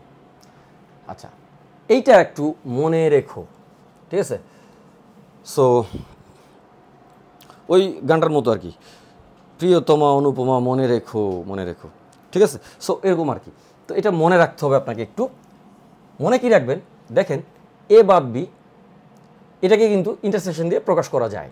এটা ভেন ডায়াগ্রাম দিয়ে খুব ইজিলি প্রুফ করা যায়, বাট হতে হি रहेगा, নো প্রবলেম। চলে আসেন, এটা হয়ে গেছে। সো এটা কিন্তু মনে রাখবেন, এটা এই জিনিসটা কিন্তু সঠিক আছে, হ্যাঁ সঠিক আছে, এটা মনে রাখেন একটু খালি, হ্যাঁ কাজে দিবে। আচ্ছা, এত বিপরীত ফাংশন, ওমা বিপরীত ফাংশনে এসে পড়ছি, তো বহুত দূরে এসে পড়ছি। আচ্ছা, উদাহরণ 4। আচ্ছা ফাইন, বিপরীত ফাংশন এই ধরনের কোনো কিছু থাকলে এফ(x) = এত এর বিপরীত ফাংশন ইকুয়াল চিহ্ন আছে। আচ্ছা, এটা রাখলে কি করবেন শুনেন। এটাকে কোনো এককালে আমাদের ছোট ভাইয়েরা, বুয়েটের ছোট ভাইয়েরা এই পদ্ধতিটার নাম দিয়েছিল ইয়াহু চুচ্চু রুল। তো ইয়াহু চুচ্চু আবার কী জিনিস তা তো বুঝি নাই, তো বাদ দেন। আপাতত দেখেন, এটা হইলো ধরেন f(x) একটা রুল বলে দিচ্ছি। রুলটা কেন হয় আপনারা বুঝবেন পরে। ধরেন ax + b আর cx প্লাস হচ্ছে d। তো f(1)(x) মানে হবে হচ্ছে, মাথায় রাখেন, খুব ইজিলি প্রুফ করা যায়, খুব ইজিলি, 3-4 লাইন, দরকার নেই প্রুফে যাচ্ছি না। চলে আসেন, এখানে এই cx আর bটা ঠিক রাখবেন, এই কোণাগুণি ঠিক রাখবেন। ম্যাট্রিক্স পড়বেন কয়েকদিন পরে বুঝতে পারবেন এমনি। সো এটাকে ঠিকঠাক রাখবেন। আর এই ব্যাটারের চিহ্ন চেঞ্জ করে এখানে দিবেন, তাহলে -d, এক্সটা তো এক্সের জায়গায় থাকবে। আর এই ব্যাটারের চিহ্ন চেঞ্জ করে এখানে দিবেন, যেহেতু প্লাস আছে তাহলে মাইনাস দেবেন, -a। সো এটা হলো রুল। তাহলে এত এর বিপরীত ফাংশন कैसे निकलेगा ভাইয়া? তাহলে f(1)(x) মুহূর্তের ব্যাপার। আসেন, এই 7টাকে এখানে নিয়ে গেলেন, সো এটাকে করলেন -7x -3, আর এখানে করলেন 4x রেখে দিলেন, আর এটাকে -2 করে দিলেন এখানে। ওয়াও, শেষ, ডান। এটাই বিপরীত ফাংশন, এইটাই বিপরীত ফাংশন। চলেন ভাগেন তাড়াতাড়ি এখান থেকে, ঠিক আছে? আচ্ছা, যেটা সহজে বোঝা যায় সেটা নিয়ে বেশি কথা বলা উচিত না। আচ্ছা, দেখাও যে এত এর বিপরীত ফাংশন নেই। ওমা, তো আবার দিচ্ছেন কেন? নেই তাহলে? আচ্ছা ঠিক আছে, দেখাও আসবে না, কিন্তু জিনিসটা জানা থাকা দরকার। এত এর বিপরীত ফাংশন একটি অন্যয় হবে, ফাংশন হবে না, রিলেশন হবে, but there is no function, বা কোনো অপেক্ষক নাই। আচ্ছা, অন্য ফাংশনের পার্থক্য নিয়ে এখন আর গেঞ্জাম করতে চাচ্ছি না আপনাদের সঙ্গে, নাহলে তো যুদ্ধ লেগে যাবে আবার, আর আপনারা দূরে আছেন, যুদ্ধ করে আমার সাথে পারবেন না। সো তাহলে সামনাসামনি হলে যুদ্ধ হবে একটা। আচ্ছা আসেন, এবার হলো এত এর বিপরীত ফাংশন নেই, এটা বিপরীত, এটা বিপরীত, হ্যাঁ এটা হলো বিপরীত, হ্যাঁ বিপরীত। এত এর বিপরীত ফাংশন নেই, ফাইন। কেন নাই? কারণ এই ধরনের যদি দ্বিঘাত কোনো ফাংশন দেখেন, দ্বিঘাত কোনো ফাংশন, এক্স এর একটা দ্বিঘাত ফাংশন দেখেন, সেটার বিপরীত ফাংশনটা কেমনে নির্ণয় করে এইটা বুঝাই আগে, এটা আগে বলে দিই। সেটা হলো f(1)(x), এটা তো f(x), তাই না? এটা তো শিওর নাকি? For sure. আচ্ছা আসেন, তাহলে এটা হলো কি হলো, এটা লিখবেন হচ্ছে জাস্ট, আপনারা দ্বিঘাত সমীকরণের একটা সূত্র জানেন না সमीकरण সমাধানের সময়, ওই সূত্রটার মতো করে লিখবেন, দেখবেন কি দেখেন নিচে কত থাকে, 2 থাকে, উপরে থাকে -b। ওই -b কত আছে এখানে? 4 আছে, একবারে লিখে ফেলাই, ঠিক আছে? আচ্ছা আচ্ছা, ফর্মুলেশনটা আগে লিখি, তারপর ওটা লিখতেছি। -b লিখলাম, প্লাস √b² -4ac, তার সাথে একটা লাল কালি দিয়ে একটা জিনিস এক্সট্রা করে দিচ্ছে। আচ্ছা, হলুদ কালি দিয়ে দিলাম। এই হলুদ জায়গাটা ভালো করে মনে রাখবেন, সেটা হলো 2ay। ऐसा क्यों होता है? क्योंकि এই ওয়াইটাকে যখন আপনি এই পাশে নিয়ে আসবেন, তখন এখানে তো সি আছে, এটা তো সি, এটা তো চিনেন। এই ওয়াইটাকে যখন আপনি এই পাশে নিয়ে আসবেন, তখন কিন্তু এটা -y আকারে আসবে, আর সি তখন এই পাশে 0 হবে। দ্বিঘাত সমীকরণের সমাধানে তো এক পাশে 0 করতে হয়। আচ্ছা হইল, এই ওয়াইটাকে যখন আপনি এখানে নিয়ে আসবেন, তখন এই পুরা জিনিসটাই সি, সি -y পুরাটাই সি, আর ওইটার সঙ্গে কি হবে? 4ac, এখানে 4 হবে, ওই 4 হবে, ভুল করে লিখে দিছি। আচ্ছা করবে, sorry sorry sorry for the slip of the pen. Okay আসে, তাহলে এখানে 4ay হবে, যেহেতু 4ac আছে, তো 4a গুণ হবে কার সাথে, এখানে c আছে আর এই ওয়াইটা মাইনাস করে দিলে -y হবে, তাহলে c - y ওইটার সাথে 4ac গুণ হবে। তো ওইটার সাথে যখন 4a গুণ করে দিবেন আর ওই জিনিসটা যখন বিয়োগ করবেন তখন এটা চলে আসবে। প্রমাণে যেতে যাচ্ছি না, যারা একটু বুঝেন তাদের জন্য একটু বললাম আর কি। আচ্ছা, আপাতত আপনাকে এইটা মাথায় রাখতে হবে, এই জায়গাটা খালি মাথায় রাখতে হবে, প্লাস 4ay, এই যে এখানে মাইনাস আছে এখানে প্লাস আছে, 4a এখানে c আছে এখানে y হয়ে যাবে। সো এরকম ফাংশন থাকলে বিপরীত ফাংশনটা বিপরীতটা আপনি লিখবেন এইভাবে। তো এই ফাংশনটা ফাংশন হবে না, কেন হবে না বলেন তো? এখানে দুটো অপশন আছে, প্লাস অপশন আছে মাইনাস অপশন আছে, কথাটা বুঝতে পারছেন? মানে এখানে এক্সের একটা ওয়াইয়ের একটা ইনপুটের জন্য ওয়াইয়ের একটা, আচ্ছা এখানে এক্স লিখছি না, ওইটা ওয়াই লেখাটা উচিত হবে না, ওই জায়গাটা একটু ঠিক করে দিই, উচিত হবে না যেহেতু এখানে এক্স লিখছি সেই জন্য, এটা আপনারা জানেন, এটা কমন প্র্যাকটিস, এটা ওয়াই করে দিলাম, চলেন এইখানে এক্স করে দিলাম। সো এটা দেখেন এখানে এক্সের একটা মান ইনপুট করার জন্য ওয়াইয়ের দুইটা মান আসতেছে, অর্থাৎ ফাংশনে এক্সের একটা মান দিলে, স্বাধীন চলকে এক্সের একটা মান দিলে অধীন চলকে দুইটা মান আসতেছে, কি ডিস্টার্বিং, তাহলে তো হবে না, তাহলে তো এটা ফাংশন হবে না, এটা অন্য হয়ে যাবে, এইটা আপনারা জানেন। সো আমার শুধু উদ্দেশ্য ছিল এইটা দেখানো যে এটা ছিল এটা। সো এইটা SW করে ফেলেন, এখন কি হবে, কিছুই করবেন না, খালি যে জিনিসটা করবেন এই জায়গাটাতে ABC এর মানগুলো খালি বসায় যাবেন, শেষ। ABC এর মানগুলো চিনেন, এই যে x স্কোয়ারের সঙ্গে a আছে, x এর সঙ্গে b আছে, আর এটা তো c, এগুলো নিয়ে কথা বলাই। ডোমেন ও রেঞ্জ, ডোমেন ও রেঞ্জের দুটা কথা বলবো। আমি জেনারেলি 6টা ইস্যু লিখি, কিন্তু নবম দশম শ্রেণীতে 3টা ইস্যু লাগবে, এই 3টা ইস্যু খালি আপনারা খালি মনে রাখেন, খালি মনে রাখেন, আর কিছু লাগবে না, খালি প্র্যাকটিস করেন, এরপর প্র্যাকটিস করেন, লাগবে না আর কিছু। আসেন ডোমেন ও রেঞ্জে, ধরেন কোনো একটা ফাংশনের আপনি ধরেন fx বা y হোয়াট এভার, আচ্ছা y সমান লিখলাম, y মানে হচ্ছে fx আপাতত, y সমান লেখা আছে সামথিং, উপরে একটা লব আছে আর নিচে একটা হর আছে, নিচে একটা হর আছে। সো এই ক্ষেত্রে লব আছে একটা হর আছে, এই ক্ষেত্রে অবশ্যই হরটা শূন্য হবে না, তাহলে x ≠ = 0, এটা খালি মনে রাখতে হবে আপনাকে। ডোমেইন নির্ণয় করেন আর রেঞ্জ নির্ণয় করেন, প্রক্রিয়া একই। রেঞ্জ হচ্ছে ইনভার্স ফাংশনের ডোমেইন, আর ডোমেইন তো ডাইরেক্ট ফাংশনের ডোমেইন, আর রেঞ্জ হচ্ছে ইনভার্স ফাংশন, ফাংশনটাকে ইনভার্স করে নিয়ে তারপর ডোমেইনটা আপনার নির্ণয় করতে হবে, ডোমেইনটা নির্ণয় করতে হবে। ইনভার্স ফাংশন যদি ফাংশন না হয়, অন্যয় হয়ে যায়, তাহলে সেক্ষেত্রে রেঞ্জে কি করতে হয় পরে আলোচনা করতেছি। আচ্ছা আসেন, সো এটা হলো।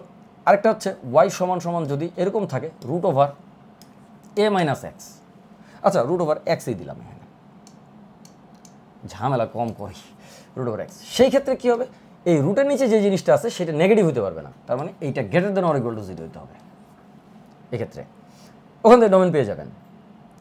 সাপোজ এখানে x এর জায়গায় আছে x - 1, সাপোজ একটা বলে দিচ্ছি, ধরেন এখানে x এর জায়গায় x - 1 আছে, তাহলে x - 1 ≠ 0, যেহেতু x থাকলে x ≠ 0, যদি এখানে x - 1 থাকে তাহলে x - 1 ≠ 0, সেই ক্ষেত্রে সেখান থেকে আপনি বলতে পারতেছেন x ≠ 0, এই 1, x ≠ 1, তার মানে x এর মান সব কিছু হতে পারবে, 1 হতে পারবে না। তাহলে আপনি তখন কি লিখবেন, যে 1 ছাড়া সকল বাস্তব সংখ্যা হচ্ছে x এর ডোমেইন। আর যদি এটা ইনভার্স ফাংশন করে রেঞ্জ নির্ণয় করতে থাকেন, তাহলে অবশ্যই সেক্ষেত্রে আপনাকে বলতে হবে যে এইটা x = 1, মানে 1 ছাড়া সকল কিছুই হচ্ছে এটা রেঞ্জ। ইনভার্স ফাংশনের ডোমেইনটাই হচ্ছে রেঞ্জ, ইনভার্স ফাংশন বের করে তার ডোমেইন নির্ণয় করলে সেটা হচ্ছে রেঞ্জ হিসাবে প্রকাশিত হবে। আচ্ছা হইল, তো তত্ত্বগুলো লিখে দেই। y সমান হচ্ছে LOG, এটাকে কি জানি বলেন, লগারিদম না লগ কি জানি আপনারা বলেন। সো এটা দিলেন, এটা দিলে কি হচ্ছে, এখানে দিলেন হচ্ছে x বেজ y মনে করেন দিলেন, আচ্ছা x বেজ y না, দিলাম x বেজ কনস্ট্যান্ট লিখতে চাই না, আচ্ছা আর লিখলাম এটা। সো এইখানে অবশ্যই মাথায় রাখতে হবে যে x ইজ > 0 এবং হ্যাঁ, আচ্ছা এবং লিখে দিই এটা, কারণ কমা দিলে অথবা মনে হয় এবংও হয়, এবং আর অথবা যুক্তি কিন্তু খুব কঠিন যুক্তি, আইসিটি পড়লে বুঝবেন, ঠিক আছে। এবং অথবা আর নট না, এই 3টা যুক্তি দিয়ে পৃথিবীর সমস্ত কথা বলে ফেলা যায়, বড় অদ্ভুত, আলোচনা হবে, আসুক উঠেন ইন্টারমিডিয়েটে আলোচনা হবে। সো x > হচ্ছে 0, আর এখান থেকে হচ্ছে এটা কি লিখলাম, আর > 0। সো তিনটা দিলাম, আর কিছু লাগবে না। এই তিনটা জানলে আপনি যে কোনো ডোমেইন রেঞ্জ বের করতে পারবেন। আচ্ছা চলেন পরের স্লাইডে চলেন। এত কি সার্বিক? আচ্ছা সার্বিক হলে জানি কি করতে হয়। সার্বিক ফাংশন হচ্ছে একটা ফাংশন, আগে একটু বলে নিই, আলোচনা করে নিই, তারপরে আপনি দেখবেন এখানে কি আছে। এফ মনে করেন আর টু আর, আর মানে কি জানি রিয়েল না, অবশ্যই আর এর পাশে একটা এরকম একটা কি বলে একটা বাক্স লাগানো থাকে। আচ্ছা ওইগুলো এগুলো আপনারা জানেন, এগুলো কিন্তু ভালো করে নোটেশনগুলো বইগুলো পড়ে, ওই যে লিটারেচারটা বলছি ক্লাসের শুরুতে, ওগুলো কিন্তু পড়ে নেবেন। F R to R, real to real. এইবার আপনাকে কি বলছে, আপনাকে এরকম একটা ওই যে এফ আর টু আর, ও এখানে লেখাই আছে আমি খেয়াল করি। আচ্ছা এফ আর টু আর বলার পর আপনাকে কি বলছে যে এত কি সার্বিক কিনা। তো সার্বিক হইতে হলে কী করতে হবে? প্রথমে আপনাকে মনে রাখতে হবে যে এটার ডোমেইনটা, সরি এটার রেঞ্জটা বের করতে হবে। কেন কোনো ফাংশন সার্বিক কিনা সেটা বের করার জন্য রেঞ্জটা কেন বের করতে হয় বলতেছি, আসেন। আপনারা জানেন, তারপরেও আমি বলতেছি, কারণ এই জায়গাগুলো অনেক সময় খেয়াল করা হয় না বলে অনেক সমস্যা হয়ে যায়। সো রেঞ্জ বের করতে হলে কী করতে হয়? আগে কী করতে হয়? ইনভার্স ফাংশন বের করতে হয়। আগের স্লাইডেই তো বললাম যে ইনভার্স ফাংশন বের করে তারপরে আপনি সেই ফাংশনের ডোমেইনটা বের করলে ওইটাই হচ্ছে রেঞ্জ। তো চলেন ইনভার্স ফাংশন, এটা তো ইনভার্স ফাংশন করা শিখে গেছি। সো এফ ইনভার্সটা আমি বের করে নিলাম, দ্রুত এফ ইনভার্সটা বের করলাম। কীভাবে বের করলাম? এই ওয়ানটাকে -1 দিলাম, তার উপরে থাকলো -x + 1, নিচে থাকলো x, আর এই টুটাকে মাইনাস করে দিলাম, তার এখানে 2 থাকলো। ইনভার্স ফাংশন বের করা শেষ। আচ্ছা মজা কাকে বলে, তাই না? আচ্ছা আসেন, তাহলে ইনভার্স ফাংশন বের করা শেষ। এইবার এই ইনভার্স ফাংশন মামার কী করবো বুঝতেছি না তো। এই ইনভার্স ফাংশনের আপনি ডোমেইনটা বের করবেন। ডোমেইন কি? এটা কোন কেসের সাথে পড়ছে? লব হর কেসের সাথে পড়ছে। এই যে স্যার, এই যে প্রথম কেসটার সাথেই পড়ছে এটা। সো লব হর কেসে যে লব আছে হর আছে, প্রথম কেস, সেখানে হরটা শূন্য হতে পারবে না। তো চলেন হরটা শূন্য হতে পারবে। তাহলে এখানে কী হলো? অতএব কী হলো? x - 2 not equal to 0। অতএব কী হলো? x नॉट इक्वल टू, ये कैसा इक्वल है? नॉट इक्वल भी नहीं हुआ। তাহলে x नॉट इक्वल टू 2, তার মানে x এর মান 2 হইতে পারবে না। এইটা কি? তার মানে range of the function equals কত? সকল বাস্তব সংখ্যা বাদ হচ্ছে 2 হইতে পারবে না। কিন্তু এইখানে তো লেখা আছে যে কোডোমেইন, এটাকে কোডোমেইন বলে। হ্যাঁ, এই জায়গাটাকে কোডোমেইন বলে, যেটা যেই রেঞ্জটা দেওয়া থাকে এটাকে কিন্তু কোডোমেইন বলে। এটা আপনারা আরও জানবেন পরে। আপাতত কোডোমেইন, এটাকে কোডোমেইন বলে। আর এটা তো ডোমেইন, তাই না? এটা তো আপনারা সবাই জানেন, ডোমেইন। তাহলে কোডোমেইন বলে। এই কোডোমেইনটা কি করবেন? আমাদের লেকচার প্রায় শেষের পথে, টেনশন নেই। আচ্ছা চলেন, তাহলে এখানে কিছু কোডোমেইন বলে। এই কোডোমেইনটা এখানে আর লেখা আছে, তাই না? এখানে আর লেখা আছে। সো কোডোমেইনে আর আছে, আর আপনার আর এর চেয়ে আর থেকে একটা সংখ্যা বাদ পড়তেছে, বা একটা সংখ্যা বাদ যাচ্ছে, এটা বাদ চিহ্ন বলি আমরা আর কি। Okay, not a big deal. So আর থেকে একটা সংখ্যা বাদ দিলে রেঞ্জটা পাওয়া যাচ্ছে। তার মানে এই সেটটা ছোট, ওই সেটটা বড়, এই সেটটা বড়, এই সেটের ভিতরে সকল বাস্তব সংখ্যা আছে, আর এই সেটের ভিতরে, এই সেটটার মধ্যে রেঞ্জ অফ এফ সেটের মধ্যে সকল বাস্তব সংখ্যা 2 ছাড়া সবগুলোই আছে। তার মানে এই সেটটা ওই সেটটার প্রকৃত উপসেট। যদি রেঞ্জের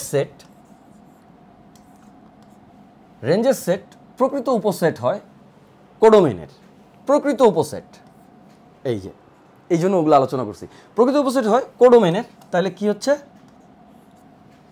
তাহলে এইটা লিখলে অতএব কি হলো? অতএব ফাংশনটি সার্বিক না। আচ্ছা কেন সার্বিক না? যদি এটা সমান হইতো, হ্যাঁ, যে এখানে যে আপনার রেঞ্জ যেটা পাইছেন আর এখানে কোডোমেইন যেটা দেওয়া আছে সমান হলে ফাংশনটা সার্বিক, না হলে সার্বিক না। এই সার্বিকের ইমেজ, প্রি ইমেজ, প্রাক প্রতিবিম্ব এগুলো থেকে আপনারা এটাই জানেন। কিন্তু যদি না জানেন কোনো অসুবিধা নেই, ইন্টারমিডিয়েটে আবার আপনাকে ফাংশন খুব ডিটেল পড়তে হবে, কারণ আপনার সামনে তো সবই ফাংশন, গ্রাফ আছে, বহুত কিছু আছে স্যার। হ্যাঁ, বলবিদ্যা, স্থিতিবিদ্যা, মানে স্থিতিবিদ্যা, গতিবিদ্যা, বলবিদ্যা, এগুলো আছে। সো আপনার ইন্টিগ্রেশন করবেন, ভেক্টর পড়বেন, দুনিয়ার সবই তো ফাংশন স্যার। আচ্ছা এইগুলো নিয়ে কথা বলার মতো কোনো দরকার নেই, বাদ দেন। তাহলে মানে এটাকে অতএব না সার্বিক, মানে কি? এটা ইউনিভার্সাল না, নট অন টু ফাংশন, বা সার্বিক নয়, উত্তর খতম। ভাগেন তাড়াতাড়ি এতে।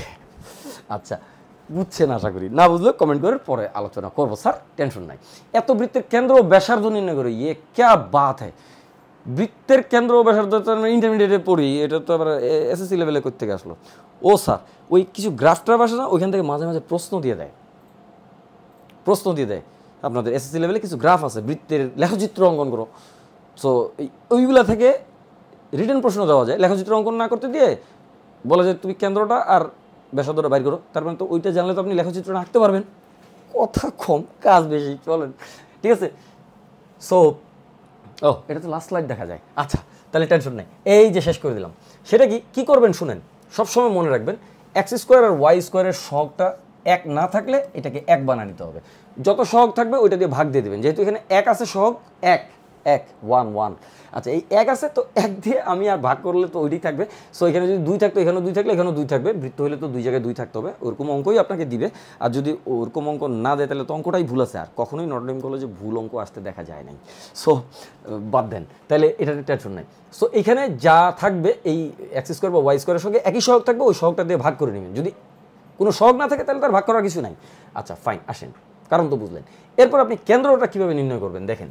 কেন্দ্র, এই কেন্দ্রটা এই একটা নির্ণয় করে দিচ্ছি, এইভাবে দ্রুত কেন্দ্রটা নির্ণয় করে ফেলবেন। শুনেন স্যার, এইখানে যে সংখ্যাটা থাকবে এক্সের সঙ্গে, সেই সংখ্যাটা আগে লিখবেন, লেখার পরে একে -2 দিয়ে ভাগ করে ফেলবেন। আর এইখানে যে সংখ্যাটা থাকবে ওটা লিখবেন, আবার ওকে -2 দিয়ে ভাগ করে ফেলবেন। স্যার এটাই কেন্দ্র, আপনি মোটামুটি নিশ্চিত থাকতে পারেন। উচ্চ মাধ্যমিক শ্রেণী থেকে আমি আপনাদেরকে এটা বুঝাই দিব, এখন মাপ চাই, বুঝাইতে পারবো না। কারণটা হলো কি, এইটা এখন বোঝার সময় না, প্রতিযোগিতায় সাস্টেন করার সময়। আসেন তাহলে কী হলো, এইখানে লিখলেন 1 আর এখানে লিখলেন -2। ওকে, কেন্দ্র শেষ। এইবার ব্যাসার্ধ মামা কই যাবি, তাড়াতাড়ি ভাগ, তাড়াতাড়ি ব্যাসার্ধ বের করে আর লিখেই একটা √ওভার মেরে দিবেন। অবশ্যই এই √ওভারের সামনে কোনো অবস্থা দিয়ে প্লাস মাইনাস দিবেন না, একটা লাল কালি দিয়ে প্লাস মাইনাস দিয়ে কেটে দিই, কারণ ব্যাসার্ধ একটা দূরত্ব মাত্র, এর কোনো দিক নাই। সো দিবেন না, এটা দি বয়কার ব্যান দন্তানয়কার না। অনেকে এই দূরত্বের সামনে একটা প্লাস মাইনাস দিয়ে স্যার মিস্টেকটা করে ফেলেন, পুরো মার্কসটা চলে যায় আপনার। স্যার এটা করবেন না, এই কষ্ট করে অঙ্ক করে স্যার এই খবর দিয়েন না আমার, যে স্যার এখানে এইরকম একটা ভুল করে এটা দিয়ে ফেলেছিলাম, এইটা করেন না, ঠিক আছে। আচ্ছা এখানে কি করবেন, এইটার স্কোয়ার আর এইটার স্কোয়ার বসায় দিবেন। তাহলে 1 এর স্কোয়ার কত আর -2 এর স্কোয়ার ইয়ে কিতনা হ্যাঁ দিয়ে দিবেন। দেওয়ার পর একটা সুন্দর করে মাইনাস চিহ্ন দিয়ে দিবেন। অলওয়েজ এই জায়গাটা খেয়াল করেন, মাইনাস চিহ্ন দিয়ে এখানে কনস্ট্যান্ট দেখেন তো কত আছে, কনস্ট্যান্ট। এই 4টাকে এই পাশে নিয়ে আসলে -4 হয়, তাহলে ডান পাশে 0 চিন্তা করবেন, এখানে 0 চিন্তা করবেন আর এখানে -4 চিন্তা করবেন। তাহলে এই -4টাকে এখানে লিখে দিবেন, মানে বাম পাশে যেটা থাকে এক পাশে 0 করে দিয়ে বাম পাশে যে কনস্ট্যান্টটা থাকে সেই কনস্ট্যান্টটা দিয়ে দিবেন। 0 থাকলে 0, কোনো কনস্ট্যান্ট না থাকলে 0 লিখবেন, এগুলো তো বুঝেন। আচ্ছা এইটা কত আসতেছে, 2 4 4, এটা তো +4, 8 একে 9, তাহলে 9 রুট করলে 3, তাহলে ব্যাসার্ধ হচ্ছে 3। তাহলে এইটা একটা অ্যান্সার আর এইটা একটা অ্যান্সার। আল্লাহ হাফেজ, ভালো থাকবেন, সুস্থ থাকবেন, আমাদের সবার জন্য দোয়া করবেন। আর আপনাদের কি লাগে সেটা একটু জানাবেন। সব সাবজেক্ট থাকবে ইনশাল্লাহ, আমরা চেষ্টা করবো আপনাদের জন্য। মন থেকে একটু সবাই দোয়া করবেন। আর আমরা দোয়া করি আপনারা সবাই ভালো জায়গায় ভালো করে চান্স পান, মনোপুত রেজাল্ট করেন, কেরিয়ার সুন্দর হোক।